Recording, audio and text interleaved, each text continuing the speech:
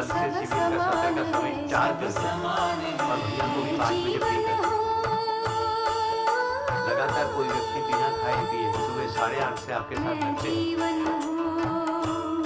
मैं कहाँ इशारा कर रहा हूँ, आपको ध्यान जा रहा है? हमारी अगर तैयारी नहीं होगी इसको समझने की, और हम पुरानी आदतों से इसको समझने की चेष्टा करेंगे तो कैसे समझेंगे? एक भूख अगर होगी कि कब 3 बजे और मैं कब पहुंचूं, ऐसी जब प्यास जगेगी तो फर्क पड़ेगा, ऐसा मेरा मानना है, क्योंकि हमें तो ऐसे ही फर्क पड़ा है। तो क्विकली समरी करता हूं। समरी केवल सत्र की नहीं होती, पिछले जो भी हुआ है उस सबको एक सूत्र में बांधने का मेरा काम है। एक स्टोरी बताता हूं। एक डॉक्टर ने एक बहन को कहा कि मैंने कितनी कोशिश कर ली और तूने भी बहुत सारे डॉक्टर के पास से जाकर के कोशिश कर ली, अब संसार का कोई भी व्यक्ति तुम्हें मां नहीं बना सकता। 3 साल के बाद 150 बच्चे अनाथ आश्रम के उस महिला को मां करके बुलाते थे। स्टोरी पूरी। आपका ध्यान गया कि नहीं गया? संबंध शरीर का शरीर से है कि जीवन का जीवन से है? अगर संबंध पर ध्यान गया है कि मैं शरीर से अलग कोई वास्तविकता हूं और भाव मेरे अंदर अनुभूत है, शरीर में भाव अनुभूत नहीं है, तो ममता और वात्सल्य का भाव शरीर के अंदर है कि मेरे अंदर है? अगर वो मेरे अंदर है तो अस्तित्व में किसी बच्चे को देखकर मैं कौन से भाव से अपने आप को भर जाता हूं, उसी पर ही सब आधार है। मैं जीवन हूं, तुम जीवन हो, ऐसा गाना मैंने अभी बजाया था। जीवन रूप में सब समान है। तो आज छठे दिन की हमारी यात्रा। तो पहला सूत्र, मैं 24 घंटा अपनी जरूरत पूरी करने के लिए ही प्रयासरत हूं। गलतफहमी केवल इतनी है कि शरीर की जो जरूरत थी वो मैंने मेरी मान ली। तो शरीर की जरूरत है सुविधा, मेरी जरूरत है निरंतर सुख। सुविधा मुझे समय समय पर चाहिए, सुख मुझे निरंतरता में चाहिए। फिर सुख को गहराई से देखा तो पकड़ में आया कि स्वीकृति का भाव जब अपने अंदर स्थिर होता है तो उस भाव का नाम सुख है। स्वीकार करने को नहीं कहा गया है, स्वीकार सहज होता है अगर वो व्यवस्था से आता है तो स्वीकृति केवल व्यवस्था की होती है, अव्यवस्था किसी को स्वीकृत नहीं। तो अब सूत्र क्या बन गया? मैं निरंतर सुख चाहता हूं। निरंतर सुख निरंतर व्यवस्था को समझ के, व्यवस्था में जी के और दूसरों को व्यवस्था समझाने से आता है। और व्यवस्था केवल और केवल हमें समझनी है, बनानी नहीं है। व्यवस्था है ही, तो व्यवस्था को समझना और समझाना, जीना, यही एक कार्यक्रम है। अब व्यवस्था को देखते गए तो मैं एक व्यवस्था हूं। तो मैं कैसे व्यवस्था हूं? मैं एक चैतन्य एकम हूं। मेरा शरीर एक भौतिक रासायनिक जड़ एकम है, एक प्राण कोशिका का एकम है। तो ऐसे देखते गए तो पूरे अस्तित्व में कुल मिला के 4 अवस्थाओं को देखा: पदार्थ, प्राण, जीव और मानव अथवा ज्ञान। हमारा सुख स्वीकृति के भाव में है। स्वीकृति व्यवस्था की है, व्यवस्था में आचरण की निरंतरता है, आचरण की निश्चितता है, आचरण की परंपरा है। तो पदार्थ अवस्था मात्रानुषंगी, आज एक नया शब्द दिया, अनुषंगीयता। तो मात्रा विधि बोलते थे, वैसे ही मात्रानुषंगी। वनस्पति का, प्राण अवस्था का आचरण बीजानुषंगी, जीव अवस्था का आचरण वंशानुषंगी। अब वंश बोले तो बीज उसमें समाहित है ही, प्रत्येक गुरु में लघु समाया हुआ ही है। तो जीव अवस्था के शरीरों में प्राण अवस्था की यानी कि प्राण कोशिका है ही, और प्राण कोशिकाओं में रसायन की मूवमेंट तो पदार्थ अवस्था है ही। हमारा शरीर विकास क्रम के अंतर्गत उत्क्रांति की प्रक्रिया में मानव जैसा बन तो गया, पर हमारा पोटेंशियल, हमारी क्षमता पूरे अस्तित्व को समझने की जो है उसको हम अभी तक पूरी कर नहीं पाए।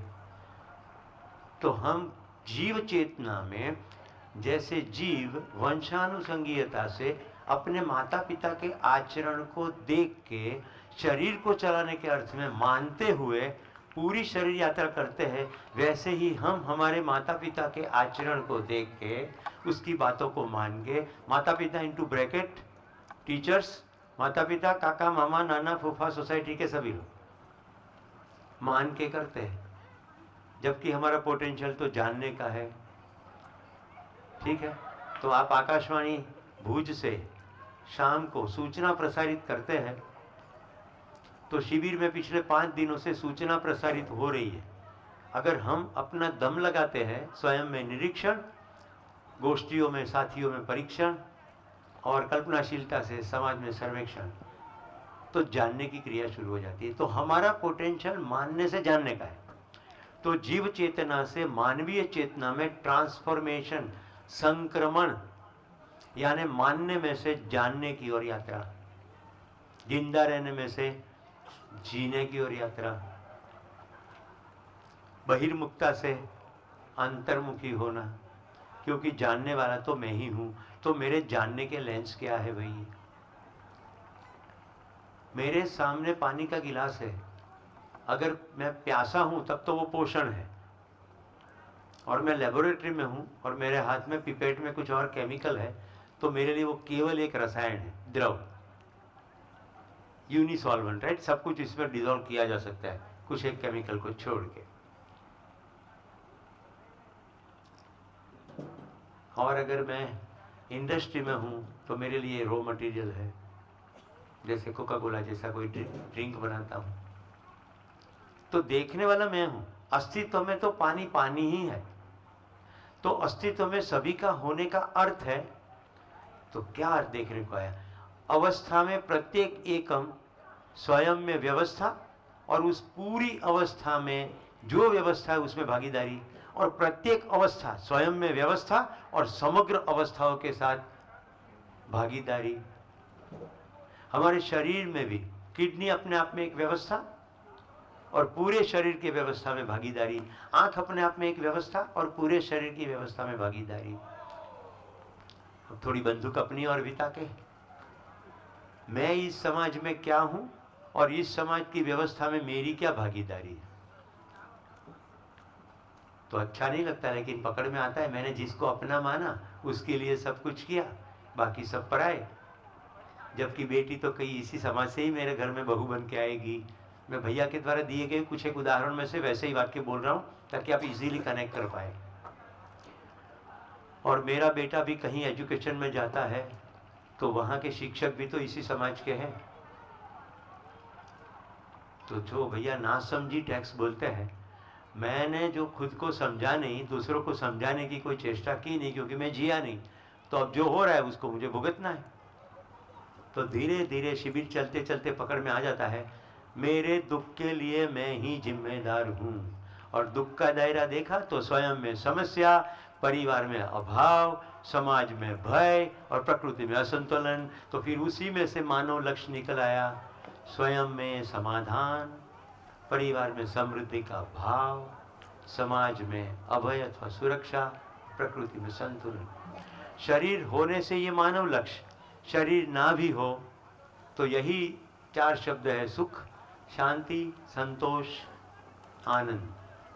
समस्या हमारी पीड़ा नहीं है, समाधान का ना होना हमारी पीड़ा है।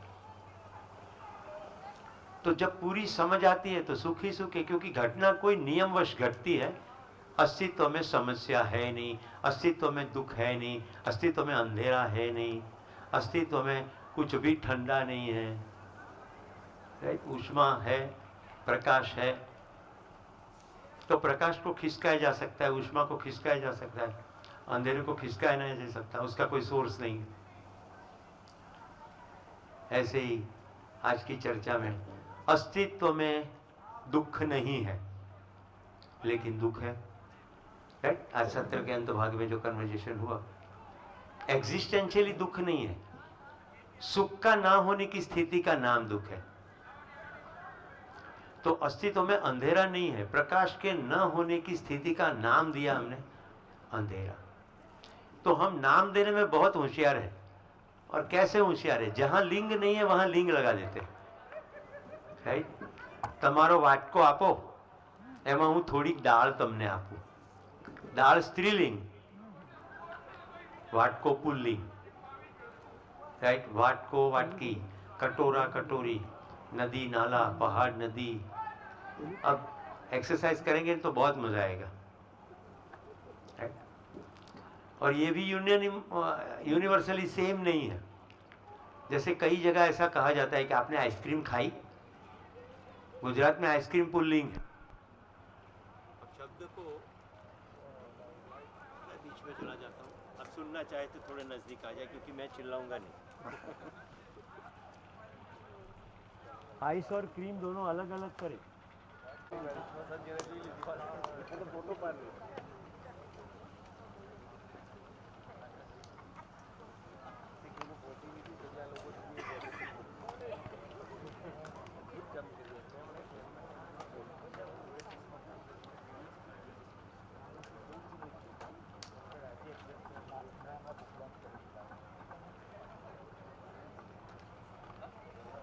हाँ जी, चलिए। ब्रेक के पहले हमने कुछ बातचीत की। नोट्स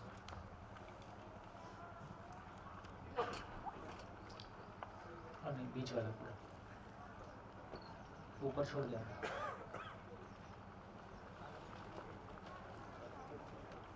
कैसा रहा ब्रेक के पहले? देखिए, कैसे उसको पकड़ के रखें और प्रैक्टिस कर पाएं तो भरोसा होगा। तो बहुत सारी चीज़ें सुनने से लॉजिकली ठीक लगती, तो लॉजिकली ठीक लगे, हम अप्रिशिएट कर पाएँ, ये अच्छी बात है। लेकिन प्रैक्टिस करके देखेंगे तो अपने को भरोसा होगा, फिर टिक भी जाएगा। चलिए आगे चलते हैं। जहाज का काम बाकी है।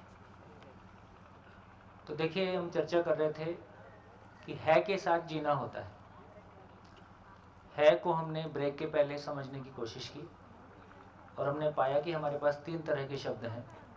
एक तरह के शब्द वो हैं जो वास्तविकता को इंगित करते हैं, एक तरह के शब्द वो हैं जो वास्तविकताओं के साथ जीने के लिए किसी मेजरमेंट को, नाप को इंगित करते हैं। तो हमारी क्लैरिटी बन गई कि टाइम अपने आप में केवल नाप है क्रियाओं का, क्रिया की अवधि काल है। तो टाइम अपने आप में कोई रियलिटी नहीं है, क्रिया अपने आप में रियलिटी है ना? पदार्थ है, पेड़ पौधे हैं, पशु पक्षी हैं, और क्रिया अनुस्यूत है। इसको बोलते हैं कि क्रिया निरंतर है। तो क्रिया निरंतर है। तो इसमें यह भी हमारा ध्यान चला गया कि टाइम को नाप कैसे पाते हैं। यदि दोपहर का सूरज 12 बजे पे स्थिर हो जाए और चेंज ही ना हो, तो कम से कम जो सूरज को देख के हम टाइम का कैलकुलेशन कर रहे हैं वो तो नहीं होगा। तो सारी टाइम की कैलकुलेशन इसलिए है कि क्रिया में जो परिवर्तन है उसको हम नोटिस कर पाते हैं। सूरज सुबह दिखाई दिया, शाम तक दिखाई दिया, फिर दिखाई नहीं दिया, अगली सुबह फिर दिखाई दिया। तो जब चेंज है तो उसको हम नोटिस कर पा रहे हैं, जब चेंज ही नहीं है तो फिर उसको हम नोटिस नहीं कर सकते। तो इसका अर्थ है कि टाइम का कैलकुलेशन भौतिक रासायनिक घटनाओं के साथ होता है। आज शरीर है और एक दिन शरीर नहीं रहता है, इसलिए हम उसको कैलकुलेट कर पाते हैं। लेकिन यदि जहाँ हम बात कर रहे हैं कि जीवन की, जब हम बात कर रहे हैं जो कि अपने आप में निरंतर है, जो मरता नहीं है, इसलिए वहाँ टाइम का भी कैलकुलेशन नहीं है। इसलिए हमने चर्चा किया था कि मुझको टाइम का पता नहीं चलता है। जब कोई मेरे को पहली बार अंकल बोलता है तब मेरे को लगता है कि अच्छा, उम्र बढ़ रही है। तो उम्र का एहसास, टाइम का एहसास हमारे को डायरेक्टली नहीं है, हम घटनाओं से इन्फर करते हैं। मैं यदि अपने में बहुत खुश हूँ, अपने में स्थिर हूँ, तो जीवन को टाइम का कैलकुलेशन नहीं है। तो जीवन के लेवल पे टाइम का कैलकुलेशन मानव रूप में भी नहीं है। ऐसा हमारा ध्यान जाता है। तो एक चर्चा हमने की, आगे बढ़ते हैं। आगे अब हम ये चर्चा कर रहे हैं कि जो कुछ भी पूरे एग्जिस्टेंस में है उसमें से इकाइयों के रूप में हमने देखा कि दो तरह की इकाइयां हैं। एक जिसको हम जड़ परमाणु के रूप में 108 118 प्रकार के परमाणुओं के रूप में पहचानते हैं, जिससे मिलके सारी ये भौतिक रासायनिक सृष्टि की रचना है। चांद पे भी लोहा होगा तो उसका इलेक्ट्रॉनिक कन्फिग्रेशन वही रहेगा, है ना। तो ये हमारे ध्यान में है। पूरी सृष्टि में एक दूसरी इकाई हमको मिली जिसको हमने चैतन्य इकाई जीवन के रूप में पहचाना। ये बहुत क्लियरली समझने लायक बात है कि पूरी सृष्टि में सुखी दुखी होने वाली एकमात्र इकाई जीवन है। इसके अलावा सृष्टि में कोई भी सुखी दुखी नहीं होता। कोई भी का क्या मतलब है, कुल मिला के फिर जड़ परमाणु ही है। तो जड़ परमाणु में सुख दुख नहीं होता है। ये भी हमारी क्लैरिटी बनी। फिर हम कह रहे हैं कि अस्तित्व में और कुछ भी है क्या। यहाँ से हमारी बात आके रुकी थी। तो यहाँ से हम बात को आगे बढ़ाते हैं कि इकाइयों के अलावा, एकम के अलावा और भी कोई रियलिटी एग्जिस्टेंस में है क्या। तो धीरे से हम यहाँ पे पहुँचे कि सितारों भरी रात में हम आसमान की तरफ देखें तो हमको क्या दिखाई देता है। तो हमको अनंत स्टार्स दिखाई देते हैं। अनंत स्टार्स दिखाई देते हैं, इसका मतलब है कि हम उनको गिन पाते हैं। गिन पाते हैं का मतलब है कि उनके बीच में खाली जगह है। तो सारे स्टार्स एक ही जगह स्थिर हैं कि ये सब घूम रहे हैं? सब घूम रहे हैं। और धरती के साइज से कितने बड़े स्टार्स हैं? ठीक। तो इससे हमारे को एक चीज बात ध्यान में आ गई कि धरती से लेके, चांद से लेके, हमारे सोलर सिस्टम के सारे प्लैनेट से लेके और पूरे ब्रह्मांड में जो कुछ भी इकाइयां हमको दिखाई दे रही हैं सभी आकाश में घूम रहे हैं और आपस में टकरा भी नहीं रहे। इसका मतलब उनके घूमने के लिए पर्याप्त जगह है। तो अब यदि पूरे ब्रह्मांड को और पूरा अस्तित्व को हम देखें तो हमको समझ में आया कि दो प्रकार की रियलिटी है। एक प्रकार की रियलिटी वो है जिसको हम एक एक बोल के गिन सकते हैं, जिसका आकार है, आयतन है। लेकिन कुछ दूसरे प्रकार की भी एक रियलिटी है जिसमें कि ये सारी इकाइयां हैं। तो सारी इकाइयां कहाँ हैं? इस खाली जगह में हैं। और इस खाली जगह में सारी इकाइयां घूम रही हैं। तो पूरे ब्रह्मांड को देखें तो एक लाइन में बोलें तो खाली जगह में घूमती हुई अनंत इकाइयां, प्लैनेट्स के रूप में खाली जगह में घूमती हुई अनंत इकाइयां के स्वरूप में ये पूरा अस्तित्व है। तो खाली जगह को हमने एक और वास्तविकता के रूप में पहचाना। खाली जगह कहाँ तक है? खाली जगह कहाँ तक है? असीम है, क्योंकि उसकी सीमा को हम नहीं पहचान सकते, इसलिए हमने कहा कि खाली जगह असीम है। खाली जगह एक है कि दो है? एक है। अब सवाल खड़ा होता है कि एक किसको बोलते हैं? तो बताओ, एक किसको बोलते हैं? वन किसको बोलते हैं?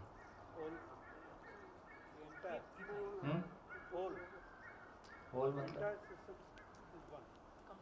जिसके जैसा दूसरा कोई है ही संपूर्ण को। जिसके जैसा दूसरा कोई ना हो तो वो एक होता है। तो ये पेन एक है कि नहीं? इसके जैसा दूसरा है कि नहीं?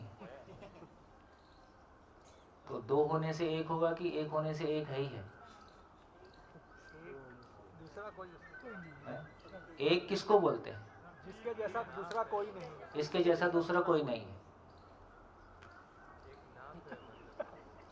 ये है। तो पहले ये एक था कि नहीं था? ये दो होने से एक होगा कि एक होने से एक है? तो एक किसको बोलते हैं? एक जैसी पेन है। एक जैसी पेन की मैं बाद में तो एक ही पेन की बात कर रहा हूँ। तो एक किसको बोलते हैं? जो है जो है, जो है जो है उसको एक बोलते हैं। अच्छा, जो कहीं भी ब्रेक नहीं होता। हाँ वही। जो कहीं भी ब्रेक नहीं होता। है। पूरा पूरा एक ही है सब जगह पे। एक तो पेन एक है कि नहीं? वो गिनती के हिसाब से यूनिकनेस जो बोलते हैं। मैं तो बहुत पेन सिंपल तो बात, ये आप गिनती में आया। आप तो बहुत गहरी बात कर रहे हो, मैं तो सिंपल सी बात कह रहा हूँ भाई, एक किसको बोलते हैं? एक को क्लास 1 के बच्चों को बताना है कि एक क्या होता दो है। के पहले वाला ले लो, एक नहीं आता है और ले लो, पढ़ाई लिखाई का ये हाल है। गणना की पहली इकाई एक है, ये लो परिभाषा सुनो। जिसको बांटा नहीं है, जिसको बांटा नहीं जा सकता, बांटा नहीं उसमें जा भाग सकता। नहीं जा सकता। एक है कि नहीं? इसको भैया, जिसकी बाउंड्रीज हो स्टार्टिंग टू एंड वो एक हुआ, जैसे यूट्यूब से आ गया।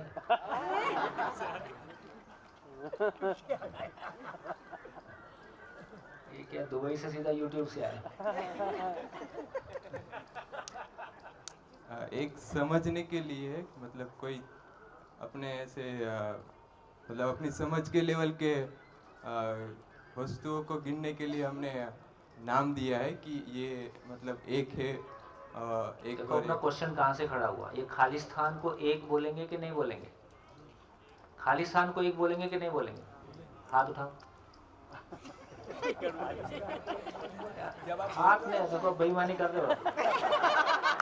पूरा जोखम भरा।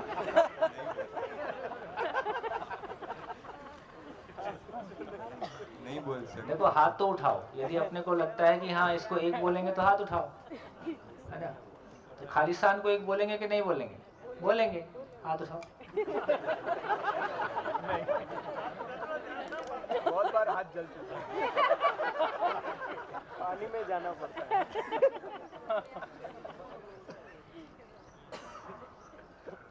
देख लो भाई, सब कोई कम से कम 10वीं पास तो है ही है।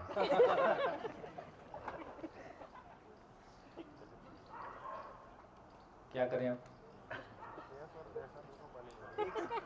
एक से चालू हैं? एक से चालू करो। एक से चालू करें। आपकी समझा दीजिए अभी। तो एक किसको बोलते हैं? अरे सिंपल है ना, जिसकी बाउंड्री पहचान पाते हैं उसको एक बोलते हैं। जिसकी हम बाउंड्री देख पाते हैं उसको एक बोलते हैं। पेन की हम बाउंड्री देख पा रहे हैं इसलिए एक बोलते हैं, ठीक है? मानव के रूप में मैं हूं, मेरी बाउंड्री देख पा रहे हैं इसलिए एक बोलते हैं। और दो भी हो सकता है। बोर्ड की बाउंड्री देख पा रहे हैं इसलिए एक बोलते हैं, धरती की बाउंड्री देख पा रहे हैं इसलिए एक बोलते हैं, ठीक है? तो जिसकी भी हम बाउंड्रीज को पहचान पाते हैं, जिसकी सीमा को देख पाते हैं उसको एक बोलते हैं। और जिसकी सीमा को ना देख पाए उसको एक बोल सकते हैं। इसलिए खालिस्तान को एक नहीं बोला जा सकता, इसलिए उसको असीम ही बोलना पड़ता है। जिसकी सीमा को नहीं पहचाना जा सकता उसका नाम असीम है। खालिस्तान को एक नहीं बोला जा सकता क्योंकि बाउंड्रीज पहचान में नहीं आ रही है। तो ये क्लैरिटी बन गई कि एक किसको बोलते हैं। चलिए आगे चलते हैं। तो हमारी ये क्लैरिटी बने कि पूरा यदि ब्रह्मांड को देखें, पूरी सृष्टि को देखें तो खालिस्तान में अनंत इकाइयों के स्वरूप में पूरी सृष्टि है। फिर ये खालिस्तान को, इसका मतलब है कि अभी तक हमने इकाइयों पे ध्यान दिया, इकाइयों को समझने की कोशिश की, दो प्रकार की इकाइयों को पहचाना, जड़ इकाई और चैतन्य इकाई, और उससे बनी हुई सृष्टि के रूप में हमने 4 अवस्थाओं को पहचाना। यहाँ तक का काम हमने अभी तक पूरा किया। अब हम आगे चल रहे हैं कि इस खालिस्तान की महिमा को और समझने की कोशिश करते हैं। तो खालिस्तान कैसा है? खालिस्तान अपने आप में पारदर्शी है, ट्रांसपेरेंट है। आप मुझको देख सकते हैं, मैं आपको देख सकता हूँ, ये हमारे देखने में कोई बाधा पैदा नहीं करता है। किसी इकाई को हम कैसे देख पाते हैं? पेन कैसे दिखाई दे रहा है? पेन आँख से दिख रहा है? पेन आँख से दिखता है कि नहीं? पेन आँख से दिखता है ना?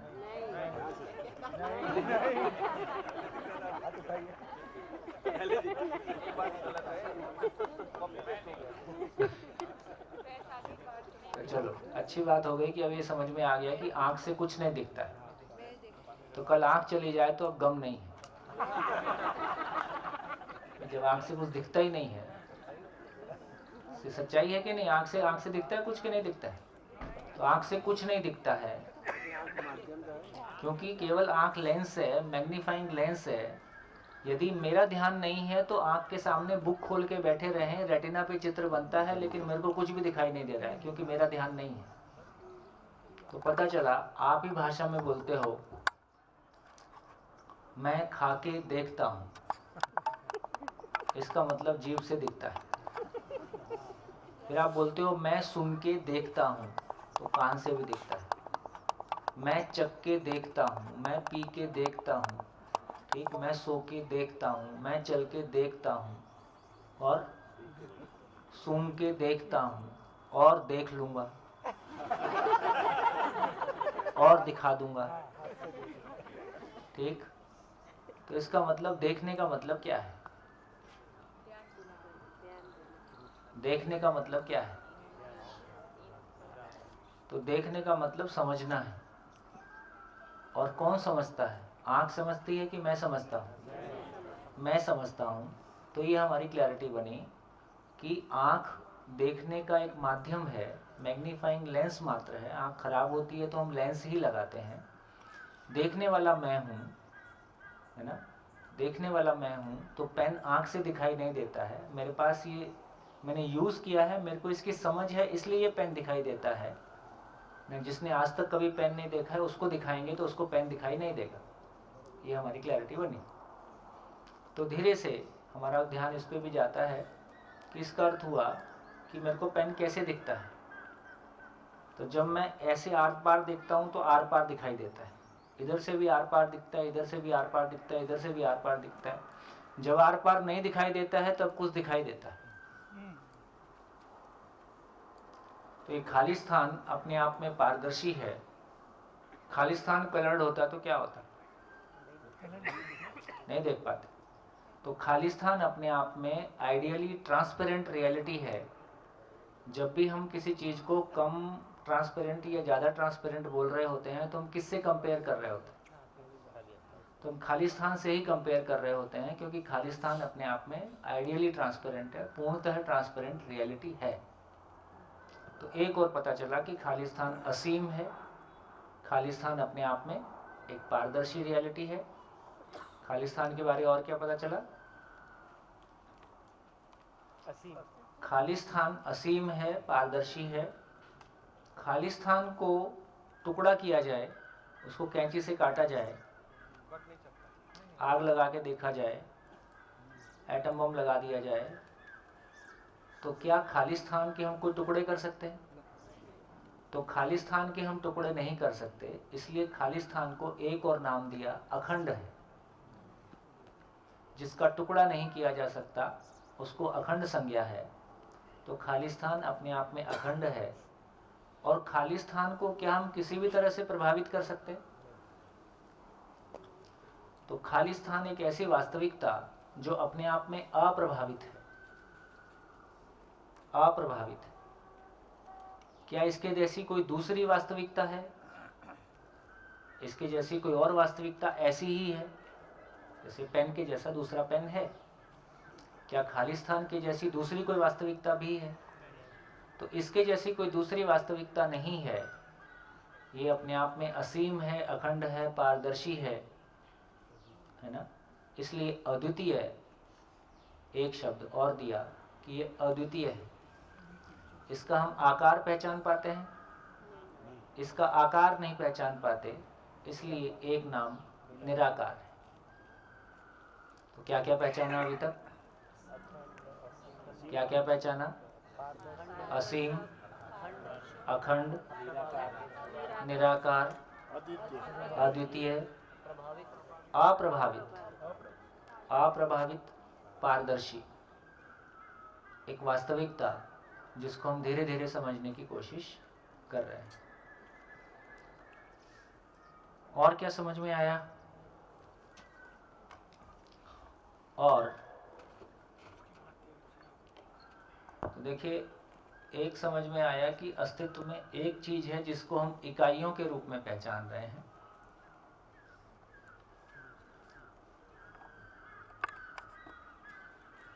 दूसरी चीज है जिसको हम स्पेस के रूप में पहचान रहे हैं। तो हमारी ये भी क्लैरिटी बनती है कि इकाई भी है, स्पेस भी है। इसका एग्जाम्पल ये हॉल, ये पूरा ब्रह्मांड इसी में है। इकाई ना हो और स्पेस हो, इसका एग्जाम्पल वैक्यूम या अंतरिक्ष। इकाई ना हो और स्पेस भी ना हो, इसका एग्जाम्पल हो नहीं सकता। और इकाई हो और स्पेस ना हो, ये भी नहीं हो सकता। तो दो स्थितियां रूल आउट हो गई। तो ये पता चला कि पूरे ब्रह्मांड को देखें तो खाली स्थान तो है ही, खाली स्थान में कहीं इकाइयां हैं, कहीं इकाइयां नहीं हैं। इतनी बात पता चली। और इकाइयों के बारे ये भी पता चला कि सभी इकाइयां क्रियाशील हैं। क्रियाशीलता का मतलब गति है, तरंग है और दबाव है। गति, तरंग और दबाव को हम क्रियाशीलता के रूप में पहचानते हैं। तो क्रियाशीलता का प्रमाण हमको कहाँ मिलेगा? इकाई में। तो इकाई बेसिकली क्रिया समुच्चय है। क्रिया समूह का नाम ही इकाई है ना? क्योंकि यदि एटम में जाएंगे तो पार्टिकल्स सारे क्रियाशील हैं। तो इस रूप में देखेंगे तो चाहे पदार्थ अवस्था के एटम्स हैं, मॉलिक्यूल्स हैं, सेल है, टिश्यू है, ऑर्गन है, बॉडी है, और ये तमाम बॉडीज हैं, और ये प्लेनेट है। तो सब कुछ कैसा दिखाई देता है? सब कुछ हमको क्रियाशील दिखाई देता है। क्रियाशीलता का मतलब गति, तरंग और दबाव है। तो क्रियाशीलता का दर्शन हो रहा है तो कहाँ हो रहा है? इकाई में। लेकिन ऐसी स्थिति है ही कि जहाँ इकाई ना हो, केवल खाली स्थान हो। तो जहाँ इकाई है, इकाई नहीं है, केवल खाली स्थान है, क्या वहाँ किसी क्रिया का दर्शन होगा? ये बात पहुंची? क्रिया कहाँ पे है? इकाई में है।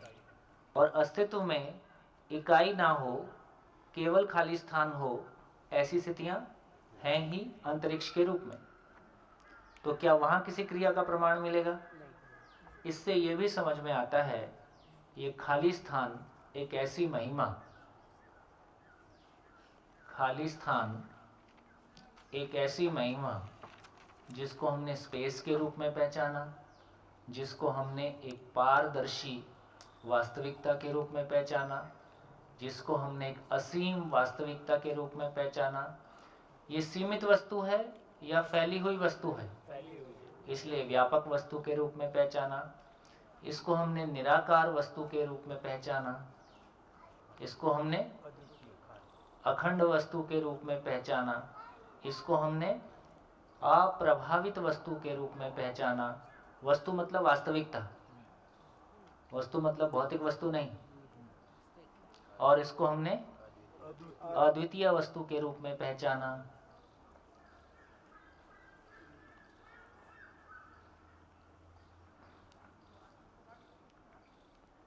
और इसको हमने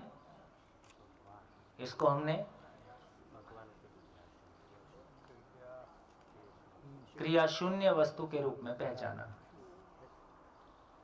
देखिए, ये अद्भुत है। एक ऐसी वास्तविकता जो स्वयं क्रिया शून्य है और सारी क्रियाएं उसमें समाहित हैं।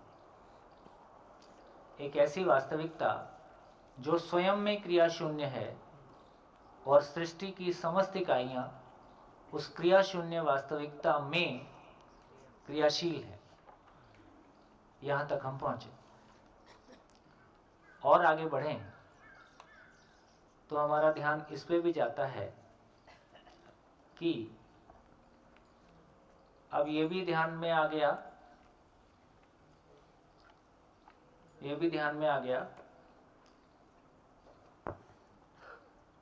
कि पेन के चारों तरफ खाली स्थान है, इसमें हमको कोई शंका नहीं है।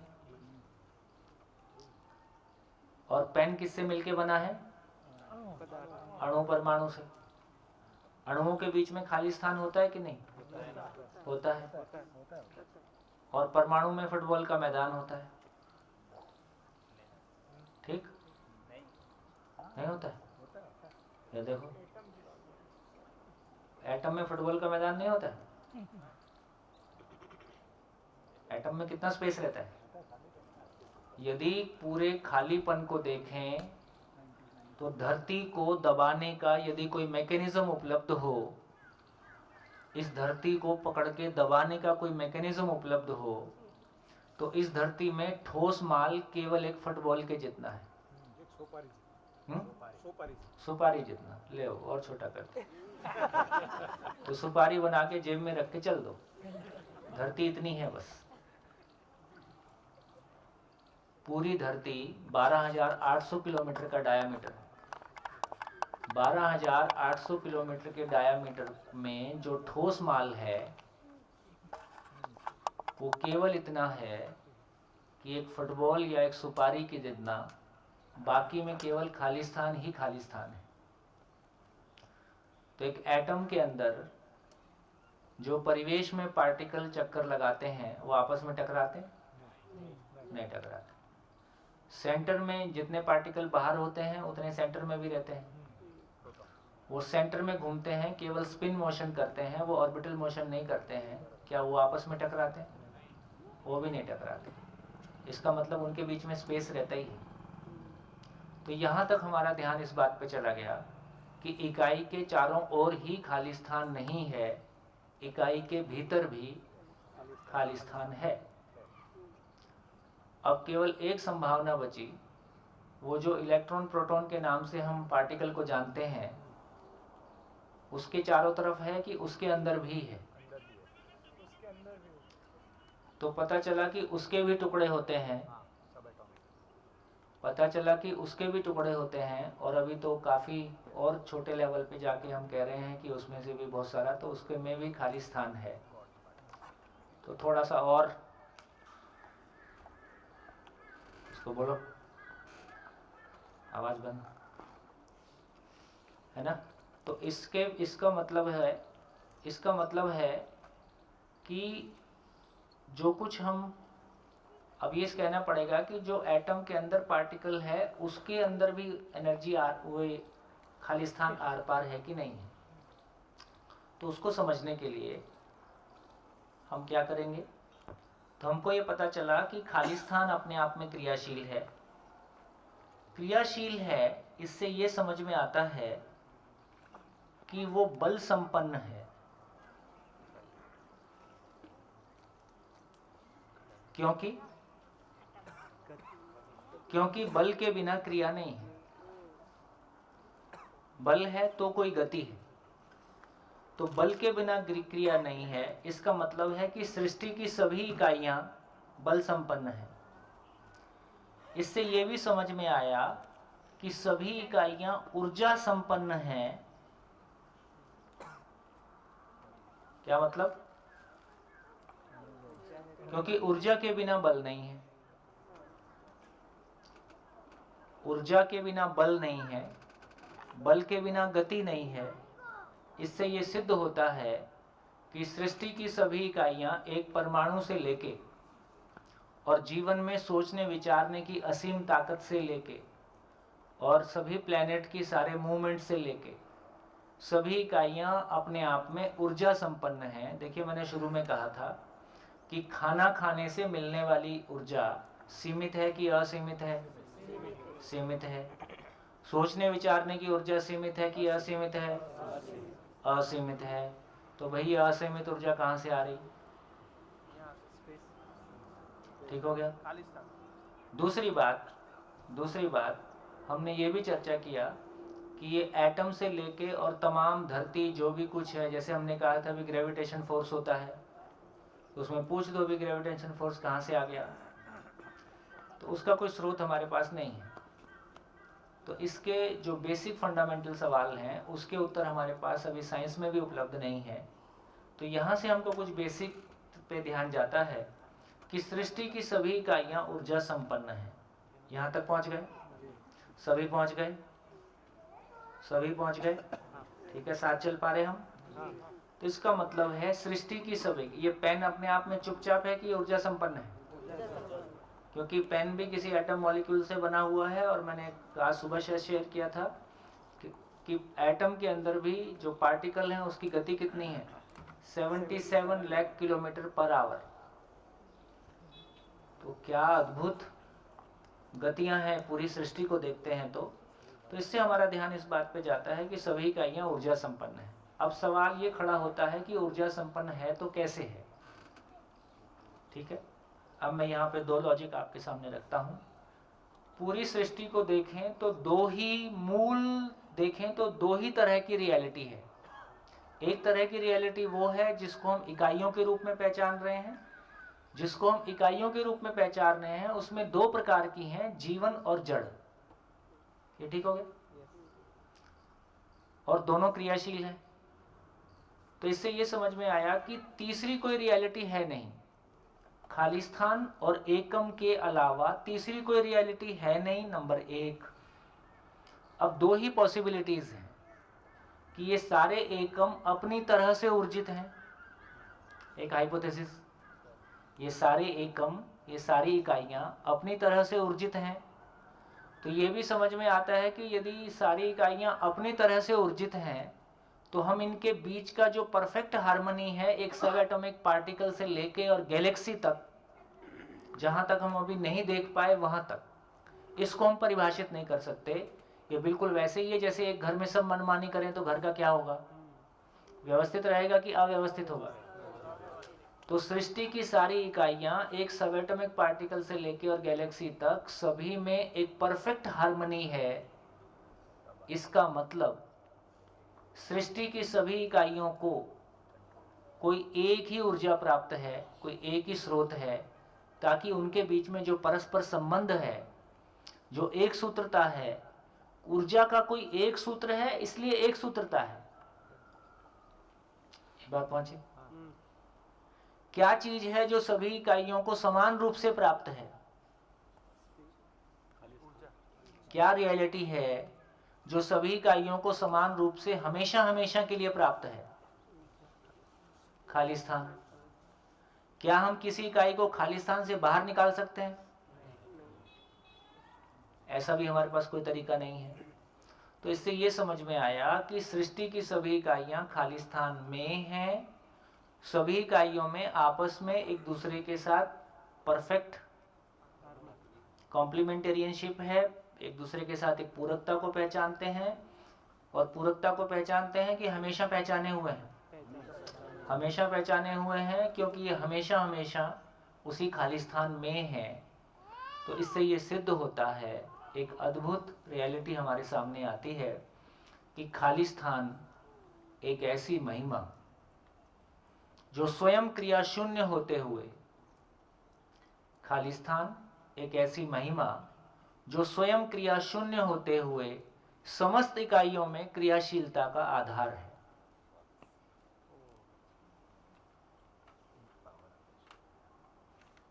बढ़िया। इसको हम थोड़ा सा और धीरे धीरे फिर से एक बार लेते हैं। तो एक तो हमको जब पता चला कि ये खालिस्तान क्रिया शून्य है, क्रिया शून्य का मतलब है, देखो यहां से कई सारे आंसर निकलते हैं। ये अपने आप में हमारी कल्पना के बाहर की स्थिति है कि क्योंकि हमारी कल्पना में इकाइयां हैं, इकाइयों का मतलब क्रिया होता है। लेकिन एक और वास्तविकता हमको पहचान में आई जो कि वास्तविकता है लेकिन उसमें क्रिया नहीं है। अब हमारे बहुत सारे क्वेश्चन हैं जो यहाँ से आंसर होते हैं। ये क्रिया शून्यता अपने आप में कोई महिमा संपन्न बात है। जैसे अब हम ये पूछें कि ये स्पेस कहाँ से आया, ये क्वेश्चन खड़ा होता है। ये इकाइयाँ कहाँ से आ गई, ये स्पेस कहाँ से आ गया। तो स्पेस कहाँ से आया, स्पेस कहाँ से आया? वो तो था ही ना, इकाई के अंदर वो तो है ही, नसीम है ही। स्पेस है ही है सारी जगह। पर ये सवाल कई बार खड़ा हो जाता है, ये स्पेस कहाँ से आ गया। तो हमारी तो आदत है ये पूछने की, ये पेन कहाँ से आया, ग्लास कहाँ से आया, कार कहाँ से आई। तो हमको लगता है स्पेस के बारे में पूछ सकते हैं, ये भी कहाँ से आया। तो पता चला जब ये क्रिया शून्य है तो इसका मतलब ना आया ना गया। क्रिया शून्य का मतलब ही है ना आया ना गया। इसका मतलब खाली स्थान है और है।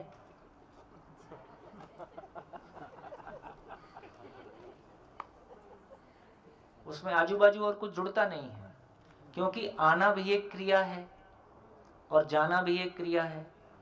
तो खाली स्थान यदि एक क्रिया शून्य वास्तविकता है तो ना आया ना गया, है ना। इसलिए इसको एक आदि, क्या बोलते हैं, अनादि, जिसका कोई आदि अंत नहीं है, इसलिए एक शब्द अनादि भी है। तो एक क्लैरिटी बनी कि खाली स्थान ना कहीं से आया ना कहीं जाता है, क्योंकि क्रिया शून्य का मतलब है कि क्रिया शून्य ही है। क्रिया शून्य का मतलब कुछ भी आया गया होने से क्रिया हो जाएगा, तो इसका मतलब है आया गया नहीं।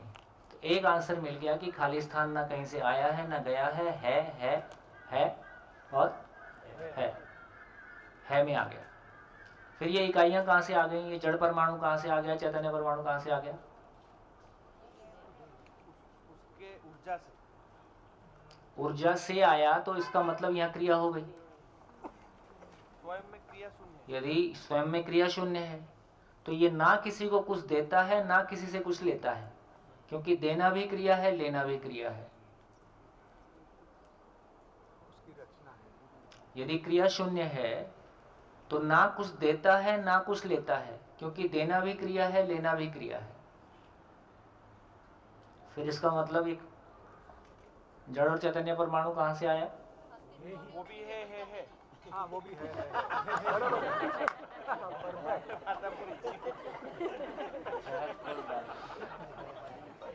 कैसे बोल दिया ऐसे, कैसे बोल दिया। ये क्रिया शून्य है तो इसके लिए है, सब कुछ है। और फिर उसके लिए है कैसे बोल दिया। क्योंकि तीसरी कोई चीज है नहीं। यदि इससे कुछ आ नहीं सकता, इसमें कुछ जाता नहीं, ये कुछ देता नहीं, ये कुछ लेता नहीं, ये है। तो यदि ये है और ये इकाइयां हैं तो और तीसरी कोई चीज है नहीं जहां से आ जाए। इसका मतलब है ये भी है और है। तो ये समझ में आया, ना खाली स्थान से इकाई पैदा हुआ ना इकाई से खाली स्थान पैदा हुआ, दोनों का सह अस्तित्व है, कोएग्जिस्टेंस है। खाली स्थान में इकाइयां हैं, ये क्लैरिटी हमारी बनी। तो एक क्लैरिटी हमारी ये बनी कि ये खाली स्थान अपने आप में है। हम यहाँ तक पहुँचे थे कि पेन के अंदर या किसी भी इकाई के अंदर जो मॉलिक्यूल के बीच में भी स्पेस है, एटम के बीच में भी स्पेस है, उसके आगे भी है क्या। तो मैं दो एग्जांपल आपके सामने लेता हूँ। एक एग्जांपल है कि पानी है और पानी में लोहे की बॉल है। तो पानी में लोहे की बॉल का मतलब है जहाँ बॉल है वहाँ पानी नहीं है, और जहाँ पानी है वहाँ बॉल नहीं है। तो पानी बॉल के चारों तरफ है लेकिन आर पार नहीं है। दूसरा एग्जांपल लेता हूँ कि पानी है और पानी में रुई है। अब क्या स्थिति है। तो जहाँ रुई है वहाँ भी पानी है और जहाँ रुई नहीं है वहाँ भी पानी है। इसका मतलब है कि ये पानी रुई से आर पार है। तो ये भी कह रहे हैं कि ये खाली स्थान अपने आप में खाली स्थान खाली नहीं है, खाली स्थान खाली नहीं है, खाली स्थान ऊर्जा स्वरूप है। ये मूल ऊर्जा है, एक ऐसी महिमा जो स्वयं में क्रिया शून्य होते हुए समस्त इकाइयों के लिए क्रियाशीलता का आधार है। इसलिए इसको हमने मूल ऊर्जा के रूप में पहचाना। एक ऐसी ऊर्जा जो सदा सदा के लिए सभी को प्राप्त है, इसलिए साम्य ऊर्जा के रूप में पहचाना। एक ऐसी ऊर्जा जिसके लिए दूसरा कोई कारण नहीं है, इसलिए उसको निरपेक्ष ऊर्जा के रूप में पहचाना। जैसे एटॉमिक पावर, तो एटम उसके लिए कारण है, लेकिन इस निरपेक्ष खाली स्थान खाली नहीं है, खाली स्थान खाली नहीं है, ये ऊर्जा स्वरूप है। खाली स्थान में ऊर्जा है कि खाली स्थान ऊर्जा स्वरूप है? खाली स्थान ऊर्जा स्वरूप है। इसका कोई दूसरा कारण नहीं है, किसी दूसरे से ऊर्जा पा रहा है ऐसा नहीं है, ये स्वयं में ऊर्जा स्वरूप है, इसलिए उसको नाम दिया निरपेक्ष ऊर्जा, जिसका दूसरा कोई कारण नहीं है। जो दूसरी वाली है उसको सापेक्ष ऊर्जा बोला। तो निरपेक्ष ऊर्जा, साम्य ऊर्जा, मूल ऊर्जा, इसका मतलब है कि किसी भी परमाणु को कितने से भी छोटे से छोटा करें, किसी भी परमाणु को कितने भी छोटे से छोटा उसका टुकड़ा करें, वो छोटे से छोटा टुकड़ा क्रियाशील रहता है कि वो चुप दिखाई देता है? इसका मतलब है खाली स्थान उस छोटे से छोटे टुकड़े से भी आर पार है। तो खाली स्थान इकाई के चारों तरफ भी है, एक खाली स्थान इकाई से आर पार भी है। इसी को बोला कि खाली स्थान में इकाई डूबा है, खाली स्थान से इकाई घिरा है, और खाली स्थान में इकाई भीगा है। का मतलब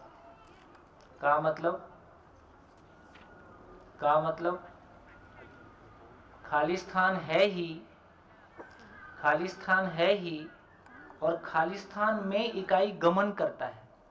जैसे ये हमारे एक दूसरे को देखने में बाधा नहीं है, पारदर्शी है, उसी तरह से खाली स्थान का हमने एक प्रॉपर्टी और देखा कि इसमें हम गमन करते हैं, इकाइयां इसमें मूव करती हैं, तो ये खाली स्थान को डिस्टर्ब नहीं करता है। खाली स्थान में कोई हिलना डुलना, क्योंकि क्रिया शून्य है। यदि बॉल के चलने से खाली स्थान हटेगा तो उसमें क्रिया होगी। खाली स्थान अपने आप में क्रिया शून्य है। खाली स्थान अपने आप में क्रिया शून्य है, ये तभी संभव है जब इकाई का मूवमेंट हो, लेकिन उसमें कोई फर्क नहीं पड़ता। वो इतनी सूक्ष्म, अति सूक्ष्म रियलिटी है, जैसे रुई के अंदर से पानी आर पार है, उस तरह से सृष्टि की हर इकाई से खाली स्थान आर पार है। इसलिए उसको एक नाम दिया, पारगामी है। खाली स्थान ऊर्जा स्वरूप है, सभी इकाइयों से आर पार है। इकाइयों के चारों तरफ ही खाली स्थान नहीं है, इकाई के भीतर से भी खाली स्थान आर पार है। और इकाई के मूव करने से खाली स्थान प्रभावित होता है? क्रिया शून्य है, इसलिए वो प्रभावित हो नहीं सकता। इतनी सूक्ष्म, अति सूक्ष्म रियलिटी जो कि परमाणु और परमाणु के सूक्ष्मतम अंश से भी आर पार है, ऐसी किसी वास्तविकता को हम खाली स्थान के रूप में पहचानते हैं। खाली स्थान में कुछ जोड़ा जा सकता है, घटाया जा सकता है, कुछ जोड़ा नहीं जा सकता, कुछ घटाया नहीं जा सकता। इसी को पूर्ण की संज्ञा है। ये पूर्ण है, जिसमें कुछ जोड़ा घटाया नहीं जा सकता, उसको पूर्ण की संज्ञा है। तो ऐसा हमने कुछ चीजों को देखने की कोशिश की।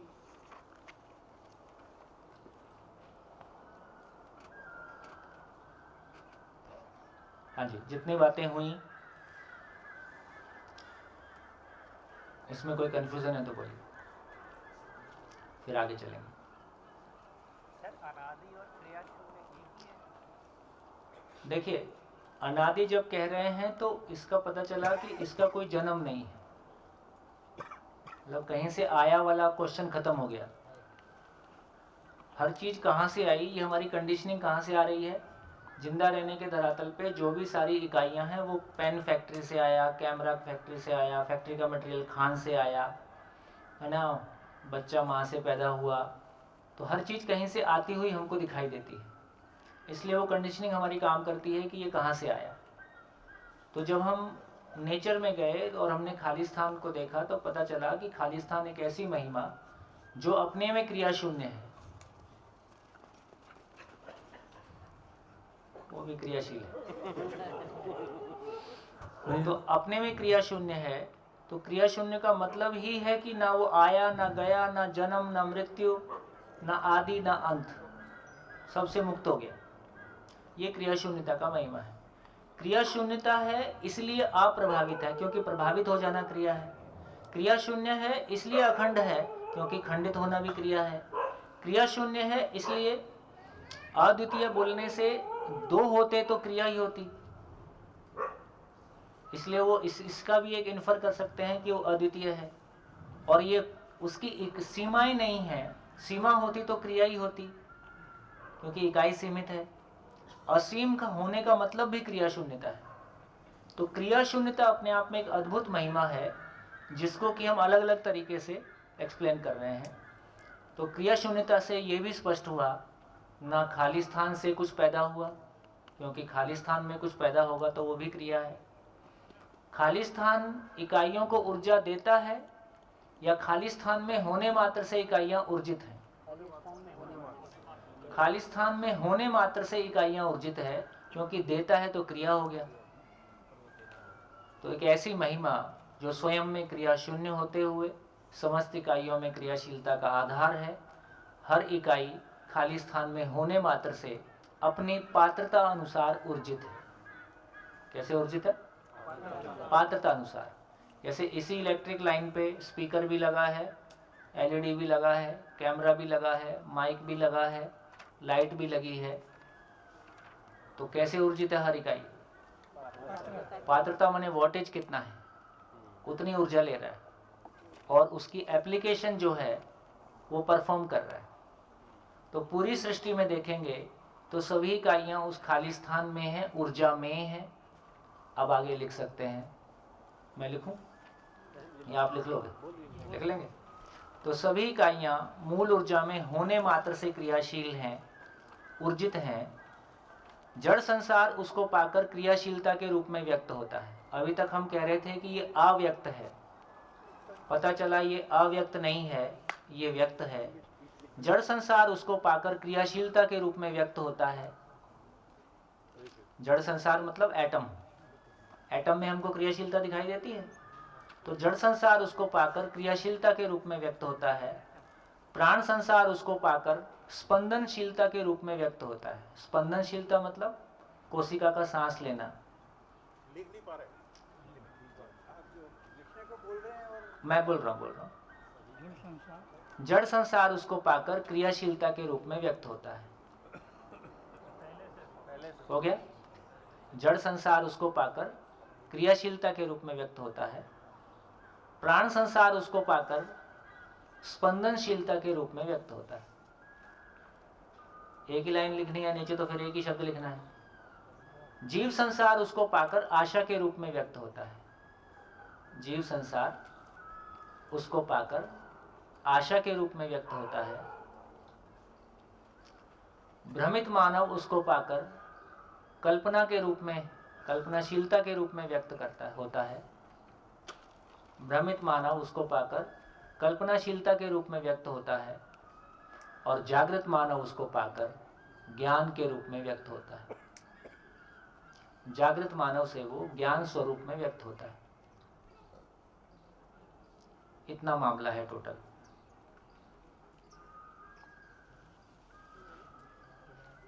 हाँ जी। पंच महाभूत में ईथर इसी में आएगा या है? अलग से? पंच महाभूत में ईथर जो, देखिए, ईथर एक समय की कल्पना थी जो वास्तविकता नहीं है। ईथर मतलब क्या चीज है? ईथर मतलब क्या चीज है? खाली स्थान, ऐसा? खाली स्थान को ईथर बोलना है तो बोल लीजिए। एक समय में कुछ एक्सप्लेन देने के लिए एक थ्योरी लाई गई। हो सकता है मैं इस बारे में गलत हूँ, लेकिन ईथर के नाम से कोई वास्तविकता हमको समझ में नहीं आई। एक हाइपोथेटिकल वास्तविकता हमने क्रिएट किया एक्सप्लेन करने के पॉइंट ऑफ व्यू से। पंच महाभूत में उसे गिना, लेकिन वो पदार्थ में नहीं है। पंच महाभूत में ईथर कहाँ गिनते हैं?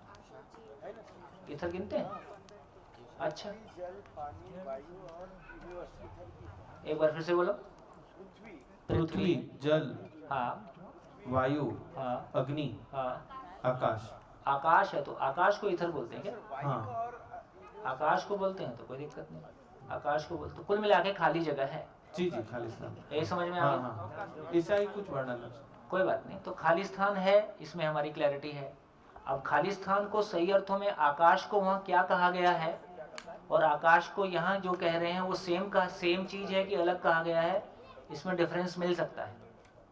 क्लैरिटी और होने की बात है। जी जी जब हम आकाश कह रहे हैं तो आकाश इकाइयों के चारों तरफ आकाश है। देखिए 3-4 शब्द हैं, आकाश, अंतरिक्ष, खाली स्थान।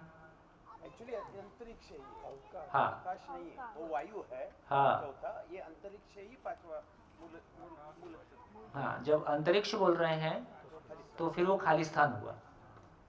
जब आकाश बोल रहे हैं तो खाली स्थान में इकाइयां हैं, उसको मिला के आकाश बोल रहे हैं। ऐसा अंतर हो गया।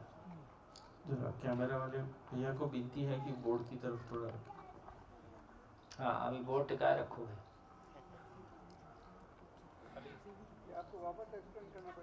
हाँ? मैं लिख ही देता हूँ। कितने लोगों को लिखने में दिक्कत है? सोम भैया, आपने बताया कि खाली स्थान क्रिया शून्य है, मीन्स कुछ लेता नहीं है कुछ देता नहीं है। हाँ। लेकिन सारी इकाइयाँ उससे लेती है, तो लेना तो सिर्फ एक साइड से तो नहीं होता ना, क्योंकि लेना और देना आमने सामने होता है ना। बहुत बढ़िया, आदमी बढ़िया हो। देखिए ये सोचने का ही तो काम है। मानव का महिमा यही है कि उसमें सोचने की ताकत है। जितना गहराई से सोचेंगे उतना कोई तार पकड़ में आएगा। तो देखिए थोड़ा सा एग्जाम्पल क्रूड है लेकिन फिर भी हम समझ सकते हैं। जैसे एक कपड़े को, जैसे बढ़िया एग्जाम्पल लेता हूँ, थोड़ा मन भी लगेगा। जैसे जलेबी, जलेबी मूल में आटा है या मैदा है। ऐसे निकाल के मैदा खा लो तो, ऐसा मैदा खा लो, चीनी खा लो और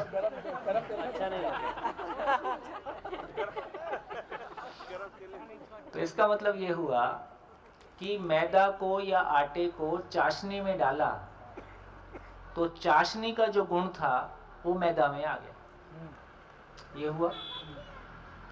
तो हमारी ये क्लैरिटी बनी कि चाशनी गर्म है तो जलेबी, चाशनी येलो है तो जलेबी, और चाशनी ठंडा है तो जलेबी, और चाशनी मीठी है तो जलेबी, और जलेबी का कोई असर चाशनी पे नहीं है।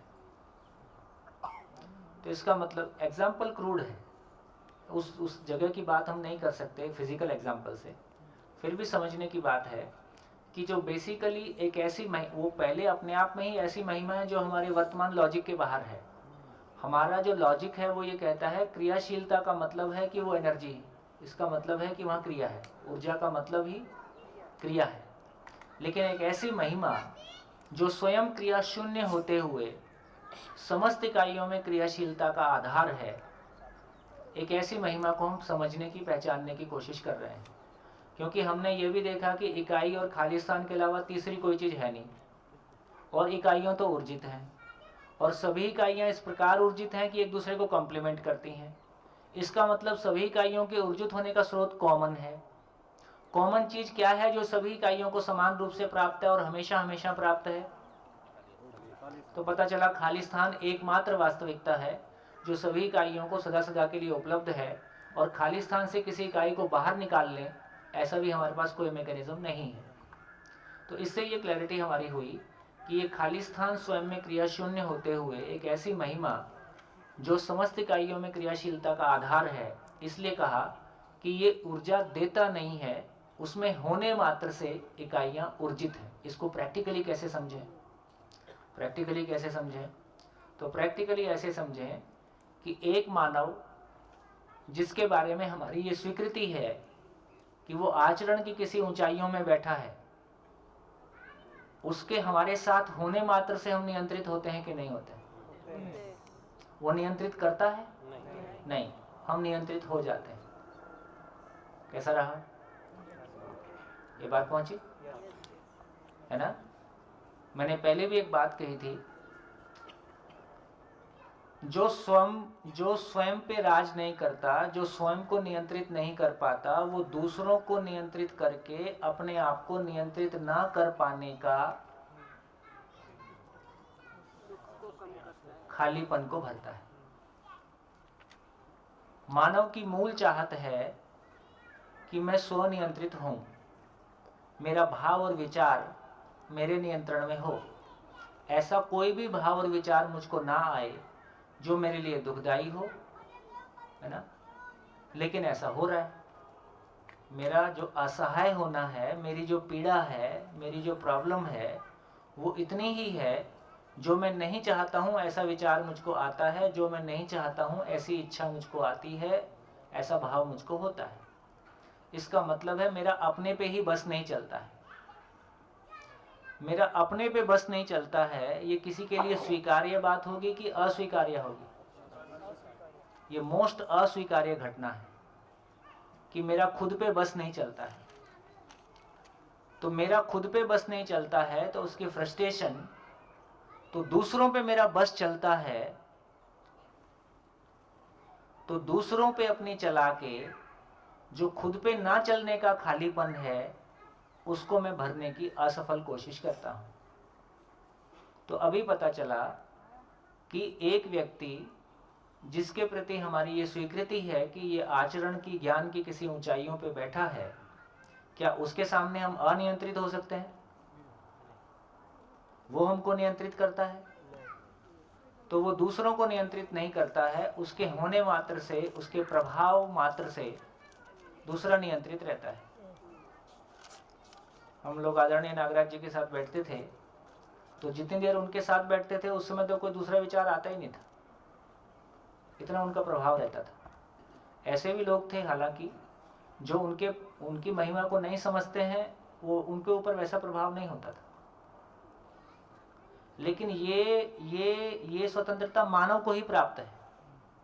अस्तित्व की शेष इकाइयों को ये कर्म स्वतंत्रता प्राप्त नहीं है।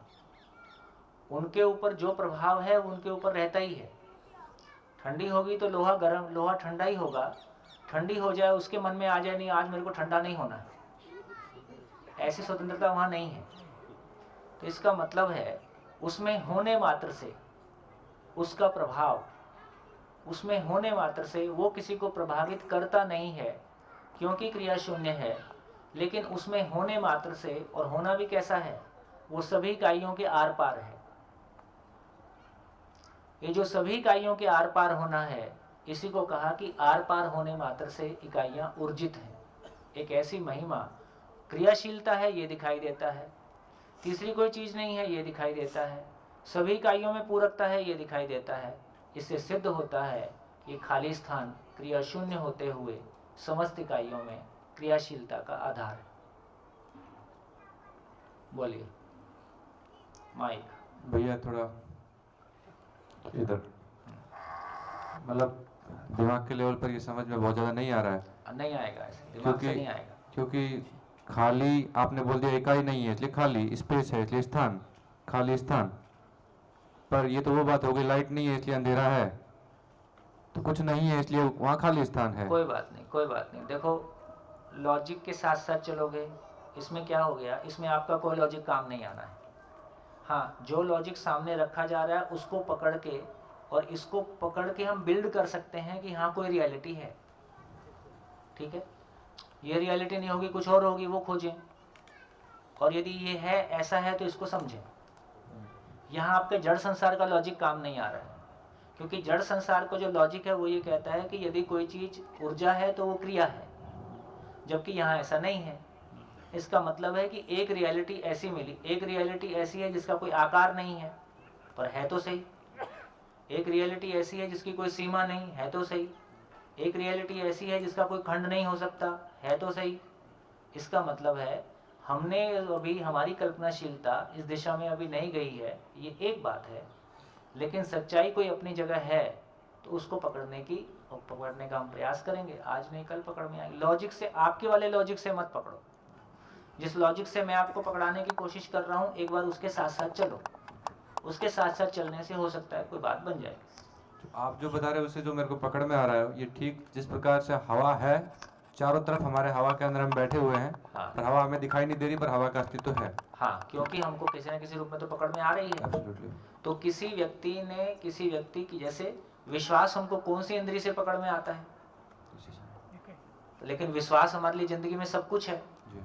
तो मैं कह रहा था कि अभी तक जो हमारे कहने की भाषा है वो भाषा भी अधूरी सी है। जी। हमारे लिए भौतिक वस्तुएं साक्षात हैं, जबकि आदमी की जिंदगी को ऑब्जर्व करें तो उसके लिए विश्वास नाम की चीज साक्षात है।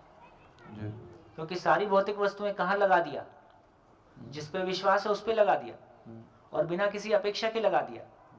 तो इसका मतलब यह है कि इस आदमी की सारी जिंदगी विश्वास की धुरी से बंधी हुई है, और जिस दिन उसको अपने जीने के प्रति विश्वास नहीं है उस दिन सुसाइड कर लेता है। जी। तो इसका मतलब यह हो गया कि भौतिक वस्तुएं साक्षात हैं कि यह भाव की दुनिया साक्षात्कार है। भाव की दुनिया। भौतिक दुनिया भाव के लिए है कि भाव भौतिक वस्तु के लिए है? भौतिक भाव के लिए। भौतिक भाव के लिए है। इसका मतलब भाव की दुनिया साक्षात है। जी। ये भाव की दुनिया क्या आंख से दिखती है? नहीं। भाव की दुनिया किसी एक्सपेरिमेंट में आएगी, नहीं आएगी। किसी इंस्ट्रूमेंट में आएगी, नहीं आएगी। लेकिन हमारे लिए एक सच्चाई है, जी। और बड़ी सच्चाई है। और इसको कोई कोई व्यक्ति पहचानता है कि सभी पहचानते हैं? कोई कोई। सब पहचानते हैं। सब ये तो पहचानते हैं कि उसने मेरे को भाव नहीं दिया। नहीं, जैसे जो जीवन वाले जो तत्व है वो तो पहचानते हैं, कुछ लोग नहीं पहचानते। मतलब इनडायरेक्टली पहचानते हैं, लेकिन भाव, जैसे मैं भाव और विचार लिखता हूँ, जी। ये भाव और विचार को आदमी की जिंदगी में जो इस वाला पक्ष है, जीवन वाला पक्ष है, उसको भाव और विचार से पकड़ना कितना आसान हो गया। जी। कि भाव और मेरे भीतर ऐसा भाव आता ही है, ऐसा विचार आता ही है जो मेरे को पीड़ा देता है, जी। और विश्वास और सम्मान के रूप में मैं भाव की निरंतरता चाहता ही हूँ। इसको तुरंत आदमी पहचान पाता है कि नहीं? इसका फिर भाव क्या है? जी। भाव वस्तु रूप में क्या है? भाव अपने आप में सीमित वस्तु है कि फैली हुई वस्तु है? अब जाएंगे तो कनेक्शन कहीं और जुड़ना शुरू हो जाएंगे। बिल्कुल, मैं समझ गया हूँ। मेरे को जो चीज़ शॉर्ट में से समझ में आई है वो ये कि किसी पानी कोई रुका हुआ है, वो बहने लगा तो काइनेटिक एनर्जी, उसको पहले हम पोटेंशियल एनर्जी बोलते हैं। वो दिखती नहीं, लेकिन वो एनर्जी उसमें उतने ही रूप में मौजूद है। जब वो क्रियाशील हो जाती है तो काइनेटिक रूप में दिखाई देती है। हाँ। उसी प्रकार से वो चीज़ तो है ही, लेकिन उससे जब उसकी आवश्यकता अनुसार उसके अंदर से क्रियात्मकता की आवश्यकता पड़ती है तो क्रियात्मकता उत्पन्न हो जाती है। जब नहीं पड़ती है वो स्थिर हो जाती है, तो वो चीज़ नहीं दिखती लेकिन होती तो है ही। वही थोड़ा सा धीरे धीरे हमारा ध्यान, धीरे धीरे हम उस बात को पकड़ पाएं। और ये बात ठीक है। देखो, वो सूक्ष्म, यदि मानव की जर्नी कहें, समझने की जर्नी कहें, वो स्थूल से सूक्ष्म, सूक्ष्म से कारण, और कारण से महाकारण। तो धीरे से ये पकड़ में आएगा कि अभी तो हम स्थूल वाले पार्ट को भी पूरा पूरा नहीं पकड़ पाए हैं। तो सूक्ष्म मतलब परमाणु सूक्ष्म है और जीवन सूक्ष्म है। तो ये सूक्ष्म वाला पार्ट हो गया। इसके भी और गहरे में जाएंगे, और सूक्ष्म, जिसको कारण कहा, और जिस खाली स्थान की बात कह रहे हैं इसको महाकारण कहा। सूक्ष्मतम रियलिटी है। हम शब्द से उसको पकड़ने की कोशिश कर रहे हैं, जिंदा रहने के धरातल से उसको पकड़ने की कोशिश कर रहे हैं। तो बहुत नेचुरल है कि अभी इस तरह की स्थितियां बनेंगी।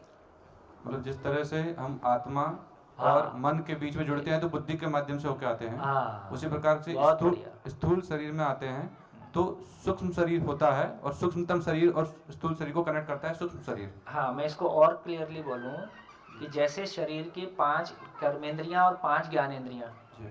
5 ज्ञानेंद्रियां और कर्मेंद्रियों को ब्रेन पकड़ता है। जी। ब्रेन उसका सिग्नल पहचानता है। जी। ब्रेन के सिग्नल को मन पहचानता है। जी। मन के सिग्नल को वृत्ति पहचानता है। जी। वृत्ति के सिग्नल को चित्त पहचानता है। जी। चित्त को बुद्धि पहचानता है। बुद्धि आत्मा के प्रकाश में चलता है। अब इतनी सारी सीरीज है, उसमें जो सूक्ष्मता होगी, यदि सूक्ष्मता होगी तो अभी मन पकड़ में आया, अभी विचार भी पकड़ में नहीं आया। कितने प्रतिशत लोग मन के तल पे जीते हैं, कितने प्रतिशत लोग विचार के तल पे जीते हैं, तो पता चलता है समाज का कितना प्रतिशत वर्ग होगा। मन के तल पे जीने का मतलब है वस्तुओं के साथ में जीना। कितने प्रतिशत वर्ग होगा संसार में? तो लगभग 99% वर्ग या 95% वर्ग, 99% वर्ग केवल मन के तल पे जीता, भी विचार पकड़ में नहीं आया। जी। विचार की ताकत पकड़ में नहीं आई। जी। उसके ऊपर तो अभी लंबा जुगाड़ है ना, काफी आगे की यात्रा और है।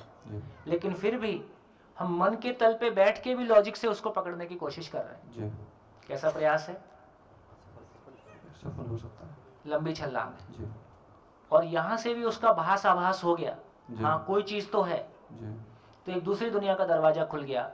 अभी तक हमारे पास केवल भौतिक वस्तु का दरवाजा खुला हुआ था, अपने सुखी होने के लिए शरीर का दरवाजा खुला हुआ था।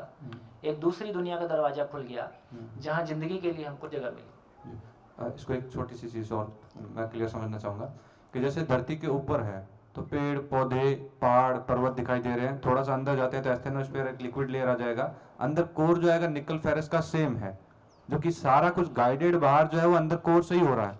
और थोड़ी सी तरंग होती है पूरी धरती कांप उठती है, मतलब वो बाहर हम लोग जो बाहर शरीर पे दिखाई दे रहे हैं वो स्थूल है, और अंदर जो सभी को कनेक्ट करता है आत्मा के स्तर पर कहीं ना कहीं, तो वो एकदम सूक्ष्मतम है, जो अर्थ का कोर टाइप है, जो कि मेन कंपोनेंट है। ऐसा समझा जा सकता है सर? चलो ठीक है, धीरे धीरे लॉजिक लगाते हैं। हाँ जी, आगे बढ़े। हाँ जी, ये आशा कल्पना और ज्ञान ये जीवन क्रिया करेंगे, उसके बाद उसमें चढ़ेंगे। और दूसरा चीज ये पूर्ण जो स्पेस है, तो हम भी पूर्णता की सुख खोज में ही हैं, तो वो एक ही होता है लास्ट में जाके। बढ़िया, ठीक है, अच्छा पकड़ रहे हो। लेकिन ठीक है, अभी वो क्लैरिटी बन गई, फिर से वापस उस कनेक्शन पे आते हैं और फिर चलते हैं। कहाँ तक पहुंच गए, एक बार उसको रिकैप फिर से कर लेते हैं। क्या चर्चा हुई अभी तक? क्यों इसको खोलने की चर्चा क्यों पड़ी? इसको खोलने की आवश्यकता हमको क्यों पड़ी? क्यों पड़ी? हमारे को ये समझने की आवश्यकता पड़ गई कि आखिर ये पूरी सृष्टि इतनी व्यवस्थित है, तो ये इतनी व्यवस्थित कैसे है? हम खाना खाते हैं, खाना खाने से शरीर की मरी हुई कोशिकाएं रिप्लेस हो जाती हैं, लेकिन वो नई बनने वाली कोशिका, जहां से कोशिकाएं टूटी हैं, खराब हुई हैं, वहां जाके अपने आप जाके जुड़ जाती है। आखिर ये पूरा मैकेनिज्म कैसे काम कर रहा है? किडनी की तरह से कैसे काम कर रही है? हार्ट की तरह से कैसे काम कर रहा है? ब्रेन के साथ जुड़ के पूरा कनेक्शन, ये व्यवस्था पूरी कैसे काम कर रही है?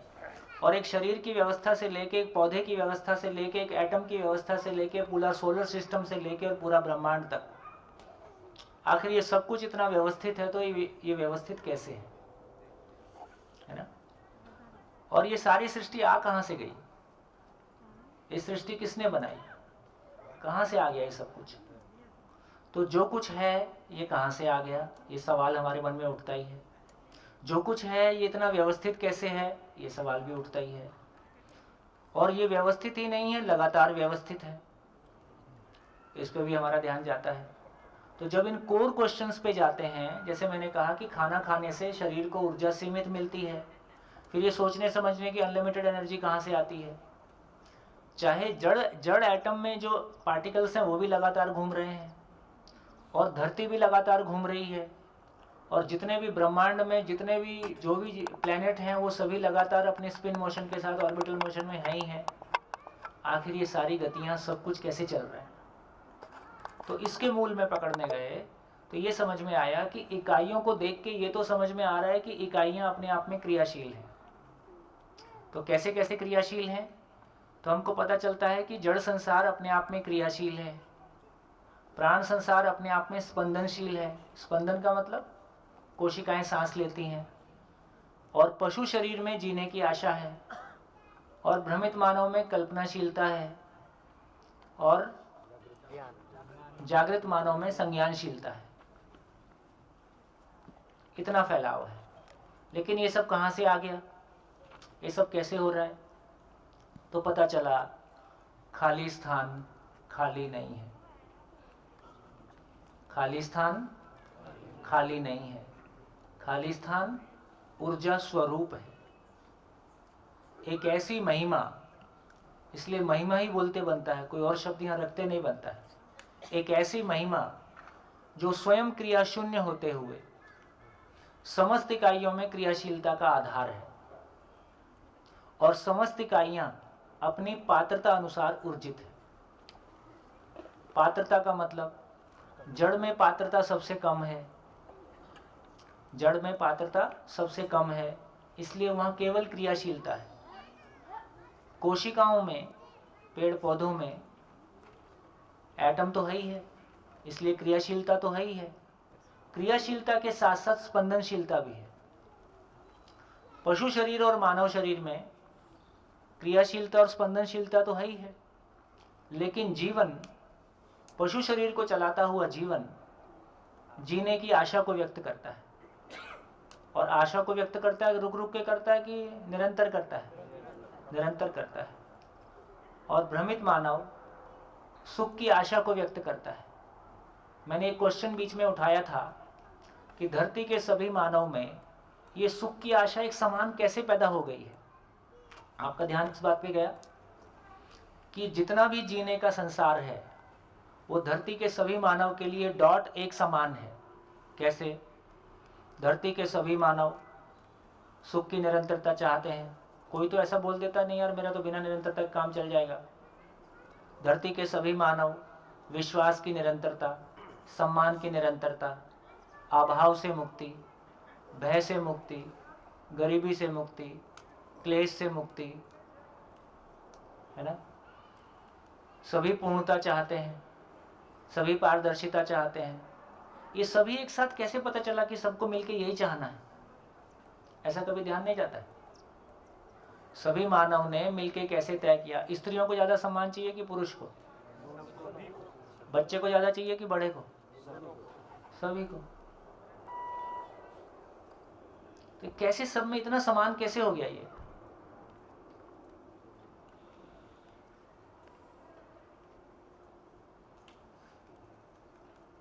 जीवन सब में एक जैसा है। एक जैसा कैसे हो गया?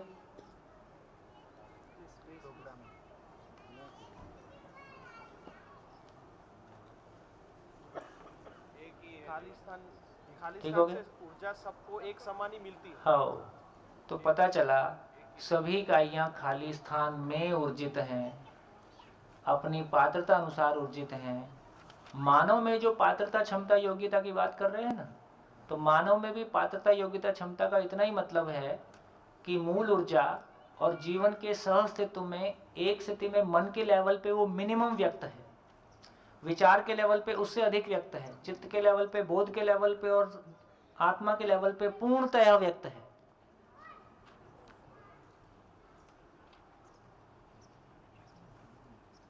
बढ़िया, इसको और समझते हैं, समझने लायक चीज है। देखो अब ये समझ में आया, ये खाली स्थान ऊर्जा स्वरूप है, ऊर्जा है। खाली स्थान खाली नहीं है, ऊर्जा है, और ये अपने आप में पूर्ण है। हाँ जी, खाली स्थान ऊर्जा है, पूर्ण है। खाली स्थान में होने मात्र से इकाइयां ऊर्जित हैं, और ऊर्जित कैसे हैं?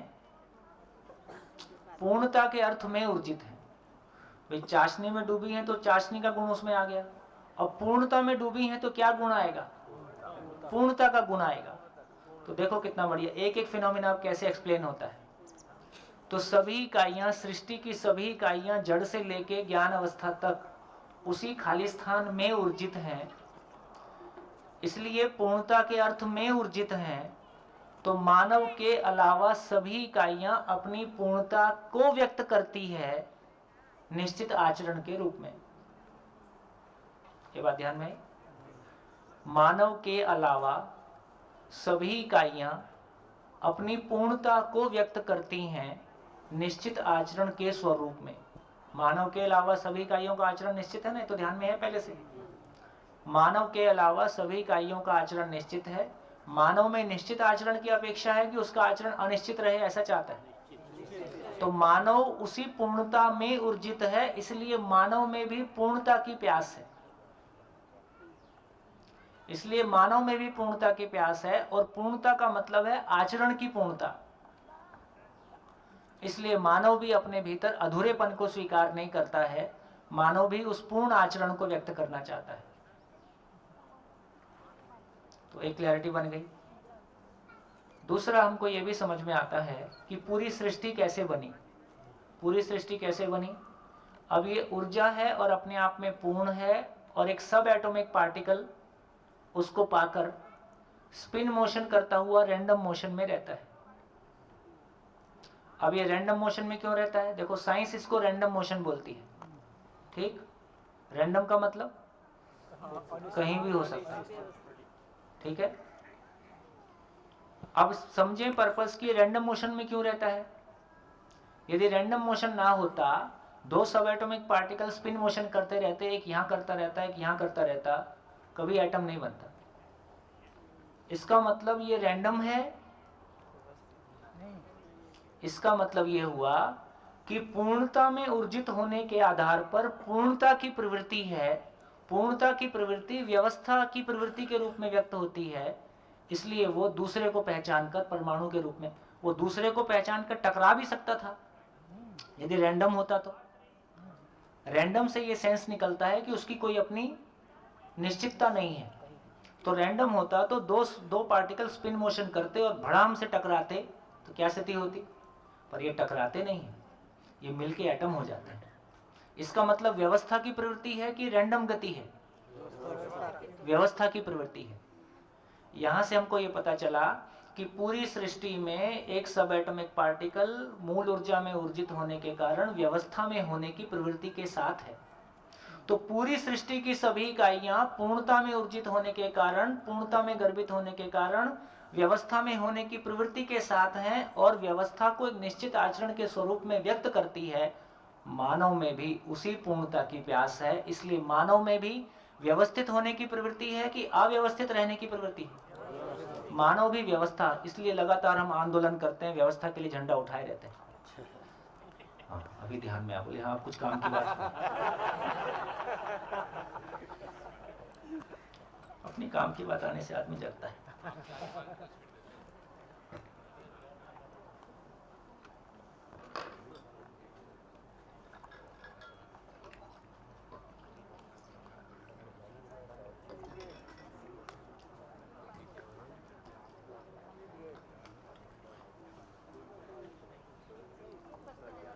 भैया एक बार थोड़ा रिफ्रेश कर दीजिए ना, पूर्ण आचरण क्या है ये? पूर्ण आचरण की पूर्णता का मतलब है गाय का आचरण, नीम का आचरण, है ना। सारे आचरण ये कैसे हैं, इस पूरी प्रकृति की व्यवस्था में एक तालमेल के रूप में है कि उसको डिस्टर्ब करने के लिए। तो पता चलता है कि शेर के आचरण से लेके, बकरी के आचरण से लेके, नीम और आम से आचरण से लेके, पत्थर का, मणि का, धातु का, सारे आचरण एक पूरी की पूरी व्यवस्था में एक बड़ी मशीन का छोटा छोटा पार्ट है। और बड़ी मशीन ऑपरेट कर रही है क्योंकि सारे छोटे पार्ट ऑपरेट कर रहे हैं मानव रूपी पार्ट को छोड़कर। मानव रूपी पार्ट भी उस पूरी मशीन को समझना चाहता है कि नहीं। ये कितनी आशा की किरण है कि हर व्यक्ति में, हर एक सामान्य व्यक्ति में ये सामान्य क्वेश्चन है कि ये पूरी सृष्टि को किसने बनाया, और इससे बड़ा कोई क्वेश्चन हमारे पास है नहीं। इसका मतलब है कि हर आदमी संपूर्ण को समझना ही चाहता है, संपूर्ण को समझने के लिए पैदा हुआ है। हर आदमी बाय बर्थ रिसर्च स्कॉलर है। हर व्यक्ति बाय बर्थ रिसर्च स्कॉलर है। हम माँ बाप ने उसकी रिसर्च की प्रवृत्ति को दबाया है और उसको एक ही प्रवृत्ति दी है, बेटा पैसा ही सब कुछ।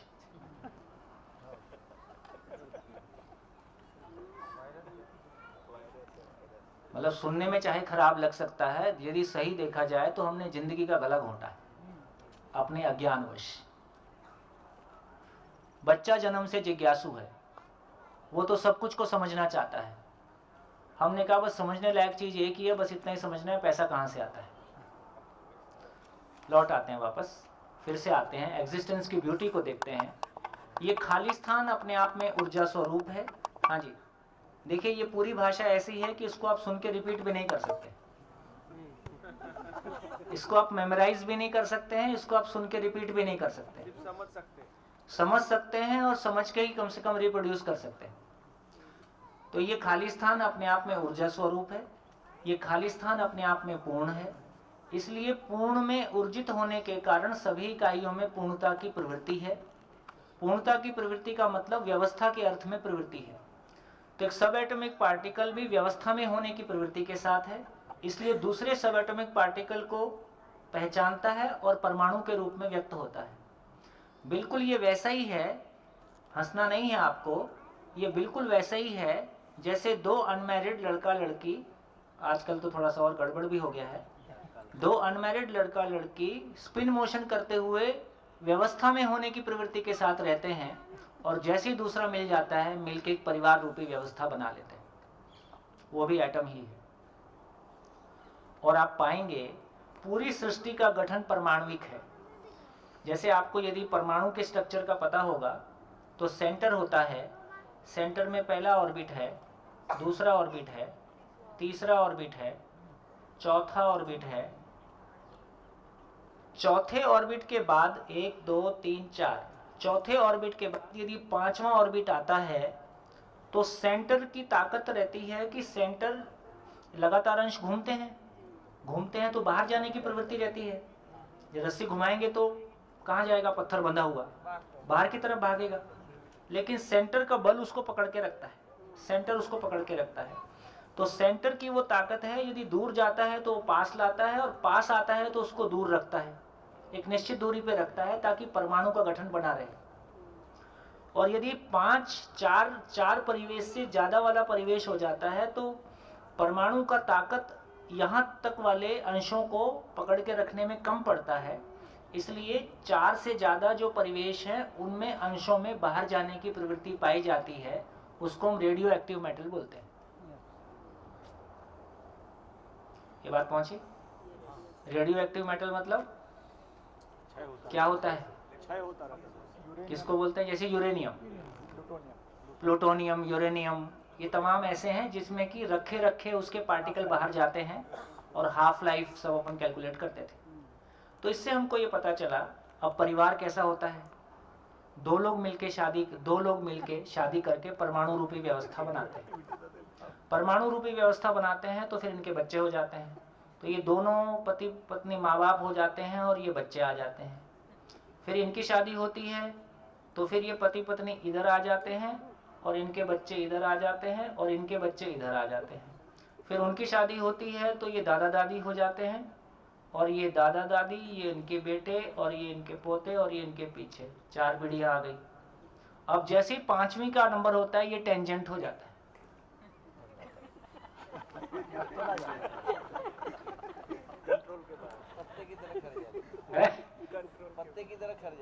पत्ते की तरह गिर जाता है।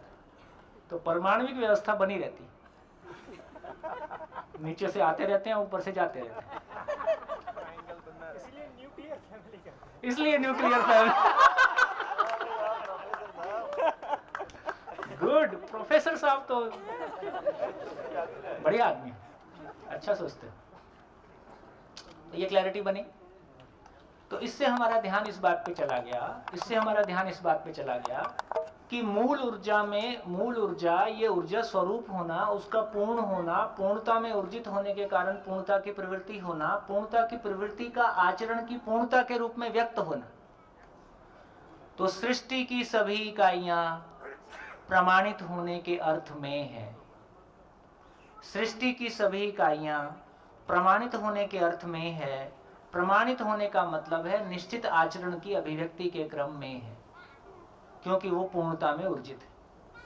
इस बात पे हमारा ध्यान गया। तो इससे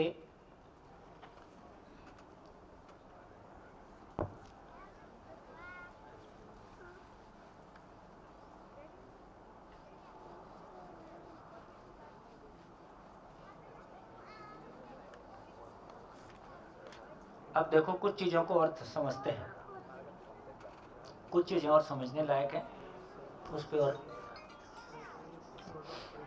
देखिए। इसका मतलब ये हुआ, इसको थोड़ा सा यहाँ पे पूरा कर दूं।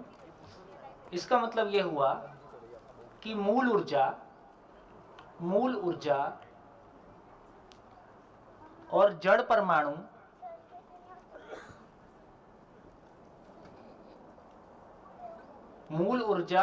परमाणु के सह अस्तित्व में व्यक्त प्रभाव ध्वनि, ताप और विद्युत के रूप में है। ये अभी हम नहीं समझेंगे, ये जब आगे गहरा जाएंगे तब इसको खोलेंगे, लेकिन ये समझ में आता है कि ये मूल ऊर्जा में होने मात्र से जड़ परमाणु में जो क्रियाशीलता व्यक्त हुई, वो क्रियाशीलता का एक भाग वो है जिसको हम ध्वनि के रूप में, ताप के रूप में और विद्युत के रूप में, एक तरह का प्रभाव क्षेत्रीय बना। उसी तरह से मूल ऊर्जा और चैतन्य इकाई मूल ऊर्जा और चैतन्य इकाई के सह अस्तित्व में व्यक्त प्रभाव आशा विचार इच्छा के रूप में है। ये आशा विचार इच्छा कहां से आ गया? आशा विचार इच्छा अपने आप में सीमित वस्तु है कि असीमित वस्तु है? असीमित वस्तु एग्जिस्टेंस में क्या है? मूल ऊर्जा। तो मूल ऊर्जा और जीवन के सह अस्तित्व में व्यक्त प्रभाव कल्पनाशीलता के रूप में व्यक्त है। देखो अब जितने भी सारे भाव हैं, भाव अपने आप में सीमित वस्तु है कि असीमित वस्तु है? असीमित वस्तु है। असीमित वस्तु अस्तित्व में क्या है? मूल ऊर्जा। तो मूल ऊर्जा ही। अब ये समझेंगे कि भाव कैसे, भाव क्या चीज है। देखिए आशा विचार इच्छा पकड़ में आ गई। अब ये पकड़ में आ गया कि एक आदमी में सोचने की अनलिमिटेड ताकत कहां से आ रही है? खाने से नहीं आई। तो मूल ऊर्जा जीवन से आशा विचार इच्छा के रूप में व्यक्त है। जीवन और मूल ऊर्जा के सह अस्तित्व में आशा विचार इच्छा व्यक्त है। आशा विचार इच्छा आ गई। अब आशा विचार इच्छा मेरे पास है। अब आशा विचार इच्छा से मैंने पहचाना कि ये मेरा कैमरा है। आशा विचार इच्छा कैसी है? लिमिटेड है कि अनलिमिटेड है? अनलिमिटेड है। अनलिमिटेड में से मैंने आशा विचार इच्छा से पहचाना कि ये कैमरा है, ये मेरा कैमरा है। तो इस कैमरे के प्रति मेरा भाव कैसा हो गया? भाव की स्वीकृति भाव है। भाव की स्वीकृति भाव है। तो आशा विचार इच्छा में से कुछ भी माइनस करूंगा तो कितना बचेगा? अनलिमिटेड में से कुछ भी माइनस करूंगा तो क्या बचेगा? अनलिमिटेड बचेगा। तो अनलिमिटेड आशा विचार इच्छा हमेशा बनी हुई है। आशा विचार इच्छा भ्रमित मानव में भी अनलिमिटेड है, जागृत मानव में भी अनलिमिटेड है। इतना ही फर्क है कि भ्रमित मानव में आशा विचार इच्छा की अपनी खुद की लड़ाई चलती रहती। उचित है कि अनुचित है, करूं कि नहीं करूं, ठीक है कि नहीं है, आज ठीक है कि कल ठीक है, मैं ठीक हूं कि वो ठीक है, मैं छोटा हूं कि वो बड़ा है। ये क्या हो गया? आशा विचार इच्छा आपस में लड़ रहे। आशा विचार इच्छा में अंतर विरोध है। जागृत मानव का इतना ही मतलब है उसका अंतर विरोध खत्म हो गया है। इनमें आपस में आशा विचार इच्छा में हार्मनी हो गई है। इसी को बोला कि स्पष्ट गति हो गई है। तो इसका मतलब ये हुआ कि आशा विचार इच्छा अपने आप में अनलिमिटेड है। उस अनलिमिटेड आशा विचार इच्छा से मैं कितना भी समझूं, समझने की ताकत खत्म हो जाएगी? नहीं। जिसको भी समझूंगा तो उसको क्या करता हूं? स्वीकारता हूं। भाव की स्वीकृति भाव। तो आशा विचार इच्छा ही भाव में परिवर्तित हो गया। ये बात पहुंची? नहीं पहुंची? कितने को पहुंची? भैया थोड़ा ये 3 वर्ड भी एक्सप्लेन कर दीजिए। आशा विचार इच्छा। आशा और इच्छा देख जैसे दिख रहे लगभग, मतलब थोड़ा सा एक्सप्लेन इनको और तोड़ दीजिए बस इनको। आशा का मतलब मेरी सुखी होने की चाह, ये आशा है। कैसे सुखी होऊंगा ये विचार है। और सुखी होने के मूल में इच्छा रखी हुई है। मूल में सुखी होने की इच्छा रखी हुई है, इसे सुखी होने की आशा है। पीछे कोई चीज रखी हुई है, इसलिए उसके लिए एक्शन प्रोग्राम निकला हुआ है। तो सुखी होने की इच्छा मूल में रखी हुई है। उसके लिए सुखी कैसे होऊंगा ये विचार है। और लगातार जो भी प्रयास करता हूं वो सुख की आशा में करता हूं। ये करके मैं सुखी हो जाऊंगा, इसका नाम आशा है। इच्छा भी तो एक तरह से विचार ही हुआ। अभी रुक जाओ, फिर अभी जब जीवन क्रिया में जाऊंगा तो और उसका विस्तार करूंगा तब पकड़ में आ जाएगा। मानव में सोचने समझने की ताकत है, इतना बोलने से चलेगा? तो सोचने समझने की ताकत मानव में है, ये अनलिमिटेड है, ये पता चल गया। ये अनलिमिटेड चीज कहां से आ रही है? तो मूल ऊर्जा जीवन के सह अस्तित्व का प्रभाव है। अब यहां तक पूरा हो गया। अब ये भाव कहां से आ गया? तो समझने की ताकत है। जो समझता हूं, क्या चीज को समझता हूं? जो भाव है। और उसको स्वीकारता हूं तो भाव है। तो भाव समझ में आ गया। भाव समझ में आ गया। मेरे सारे सुख का आधार क्या है? जब मैं भावपूर्ण होता हूं कि अभावपूर्ण होता हूं? भाव मेरे लिए कैसा है? सुखदायी है। भाव मेरे लिए सुखदायी है। भाव अपने आप में क्या चीज है? मूल ऊर्जा के सह जीवन के सह अस्तित्व में। तो बेसिकली ये कह रहे हैं ये खाली स्थान खाली नहीं है, ये सुख स्वरूप है, सुख का सागर है। इसीलिए हम लोगों को हमेशा निरंतर सुख की इच्छा होती है। मतलब ये क्लियर हो रहा है भैया कि सुख चारों तरफ से हम सुख में मतलब चारों तरफ से अंदर बाहर कण कण सुख में डूबा है। हाँ पहचानना बाकी है। इसलिए उस सुख की चाहत वो जले चाशनी में डूबा ही हूँ, जी और चाशनी का ज्ञान नहीं है। क्लासिक। ये सुबह महाराज जी से मेरी कल बात हो रही थी, जो उधर बैठे हैं उस साइड में, उन्होंने एक बहुत प्यारा मुझे गीत सुना रहे थे कि जल में मछली फिर भी प्यासी। हाँ ऐसे बढ़िया, बहुत बढ़िया। भाई तो मतलब ये जलेबी को मतलब चशनी की मतलब वो नहीं है, तो क्या जलेबी आगे जाके फिर वो बन जाएगी, मतलब फूलों की चाशनी बन जाएगी? जलेबी चाशनी बन जाएगी। जलेबी चाशनी बन गई तो जलेबी का अस्तित्व नहीं रहा। और हम ही कह रहे हैं कि energy can neither be created nor be destroyed. इकाई का पदार्थ अवस्था का मतलब किसी इकाई के होने को नष्ट नहीं किया जा सकता, और जीवन रूपी इकाई तो वैसे भी अपरिवर्तनीय है। तो जीवन भ्रमित है तो भी जीवन है, जीवन जागृत है तो भी जीवन ही है। जीवन अखंड है, अविनाशी है, उसका कुछ नहीं हो सकता है। केवल इतना ही है कि उसमें पात्रता बढ़ता है, और बढ़ी हुई पात्रता से वो उसको अनुभूत करता है। हम ही घर में एक दूसरे के साथ रहते हैं, एक छत के नीचे रह के हम अलग अलग रहते हैं। हमको एक दूसरे को हम समझ पाते हैं, तो एक दूसरे के साथ हमारा प्यार हो जाता है, हार्मनी हो जाती है, हम बढ़िया से जी पाते हैं। हम बढ़िया से जी पाते हैं तो हम इंडिविजुअल रहते हैं कि नहीं रहते? तो व्यापक वस्तु में कोई चीज मिल गई, इसका मतलब उसमें क्रिया हो गई, है ना? इसका मतलब है कि जीवन जीवन ही रहता है। जागृत हो जाए तो इतना ही है कि उसमें हार्मनी हो गई, जागृत नहीं है तो अंतर्विरोध है, इतनी ही बात है। व्यापक वस्तु व्यापक खाली स्थान ऊर्जा स्वरूप है ही, उसमें कोई चीज मिलती नहीं, वहां से कोई चीज पैदा होती नहीं।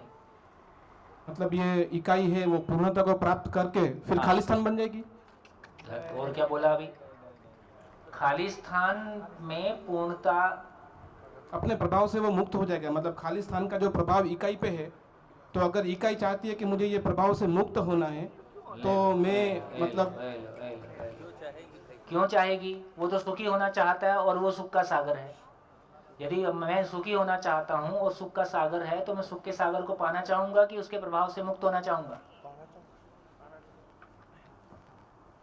कहीं कंडीशनिंग से बोल रहा है। नहीं, मेरा कहने का मतलब ये है कि अभी जितनी भी मतलब हम सब मतलब ये पूरी ये जो एनात है मतलब इकाइयाँ सब सारी, तो वो इकाइयाँ मतलब जो खाली स्थान में आती है, तो खाली स्थान का प्रभाव उसके ऊपर होता है। हाँ, खाली स्थान का प्रभाव उसके ऊपर होता है। हाँ, तो प्रभाव क्यों होता है? क्योंकि खाली स्थान का प्रभाव ज़्यादा है, इसका प्रभाव थोड़ा कम है।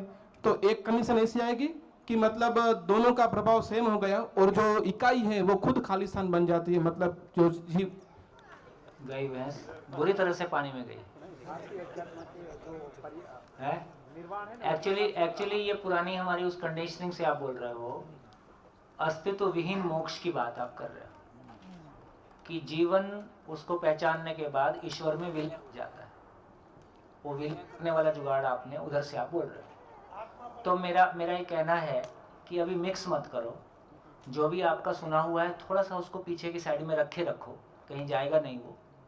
एक बार पूरी बात को जैसा है वैसा सुनने की कोशिश करते हैं, क्योंकि बीच में ये सब करेंगे तो नहीं पकड़ पाएगा। तो अभी उसको बाजू में रख दो, जितना कहा जा रहा है उतने पे चलते हैं, स्टेप बाय स्टेप पकड़ते हैं। हाँ जी, आगे बढ़े। सोम भाई, एक सिर्फ क्लैरिटी चाहिए थी। जो पहले प्रश्न था कि फॉर एग्जांपल जैसे कोई मशीन है या बल्ब है या लाइट है, हाँ, तो वो ऊर्जित तो मूल ऊर्जा से ही हो रही है। ऊर्जित कोई भी इकाई ऊर्जित मूल ऊर्जा से हो रही है। कोई भी इकाई मूल ऊर्जित हो रही है। लाइट मूल ऊर्जा से नहीं जल रही है। लाइट नहीं है, फॉर एग्जांपल लोहा, मतलब ये एग्जांपल भी ठीक रहे ना। ये जो पूरा लोहा है, ये लोहे के रूप में बना हुआ है, क्योंकि इसके अणु परमाणु मूल ऊर्जा में ऊर्जित हैं, पूर्णता के अर्थ में गतित हैं, इसलिए एक दूसरे को पहचाने हुए हैं। यहाँ तक ठीक। तो मेरा क्वेश्चन इस तरह से था, क्लैरिटी, कि कोई भी इकाई है, कोई भी इकाई, जीव, प्राण या जड़, उसका जो मूल मैन्युफैक्चरिंग है, वो जो आपने बताया कि दो परमाणु प्रवृत्ति की ओर गति करते हुए एक एटम बन जाता है। हाँ, उसका सूत्र मैं लिख देता हूँ। अब ये समझ में आ गया कि संपूर्ण कि अब ये समझ में आ गया कि अभी चाय पिए बिना आगे गति नहीं।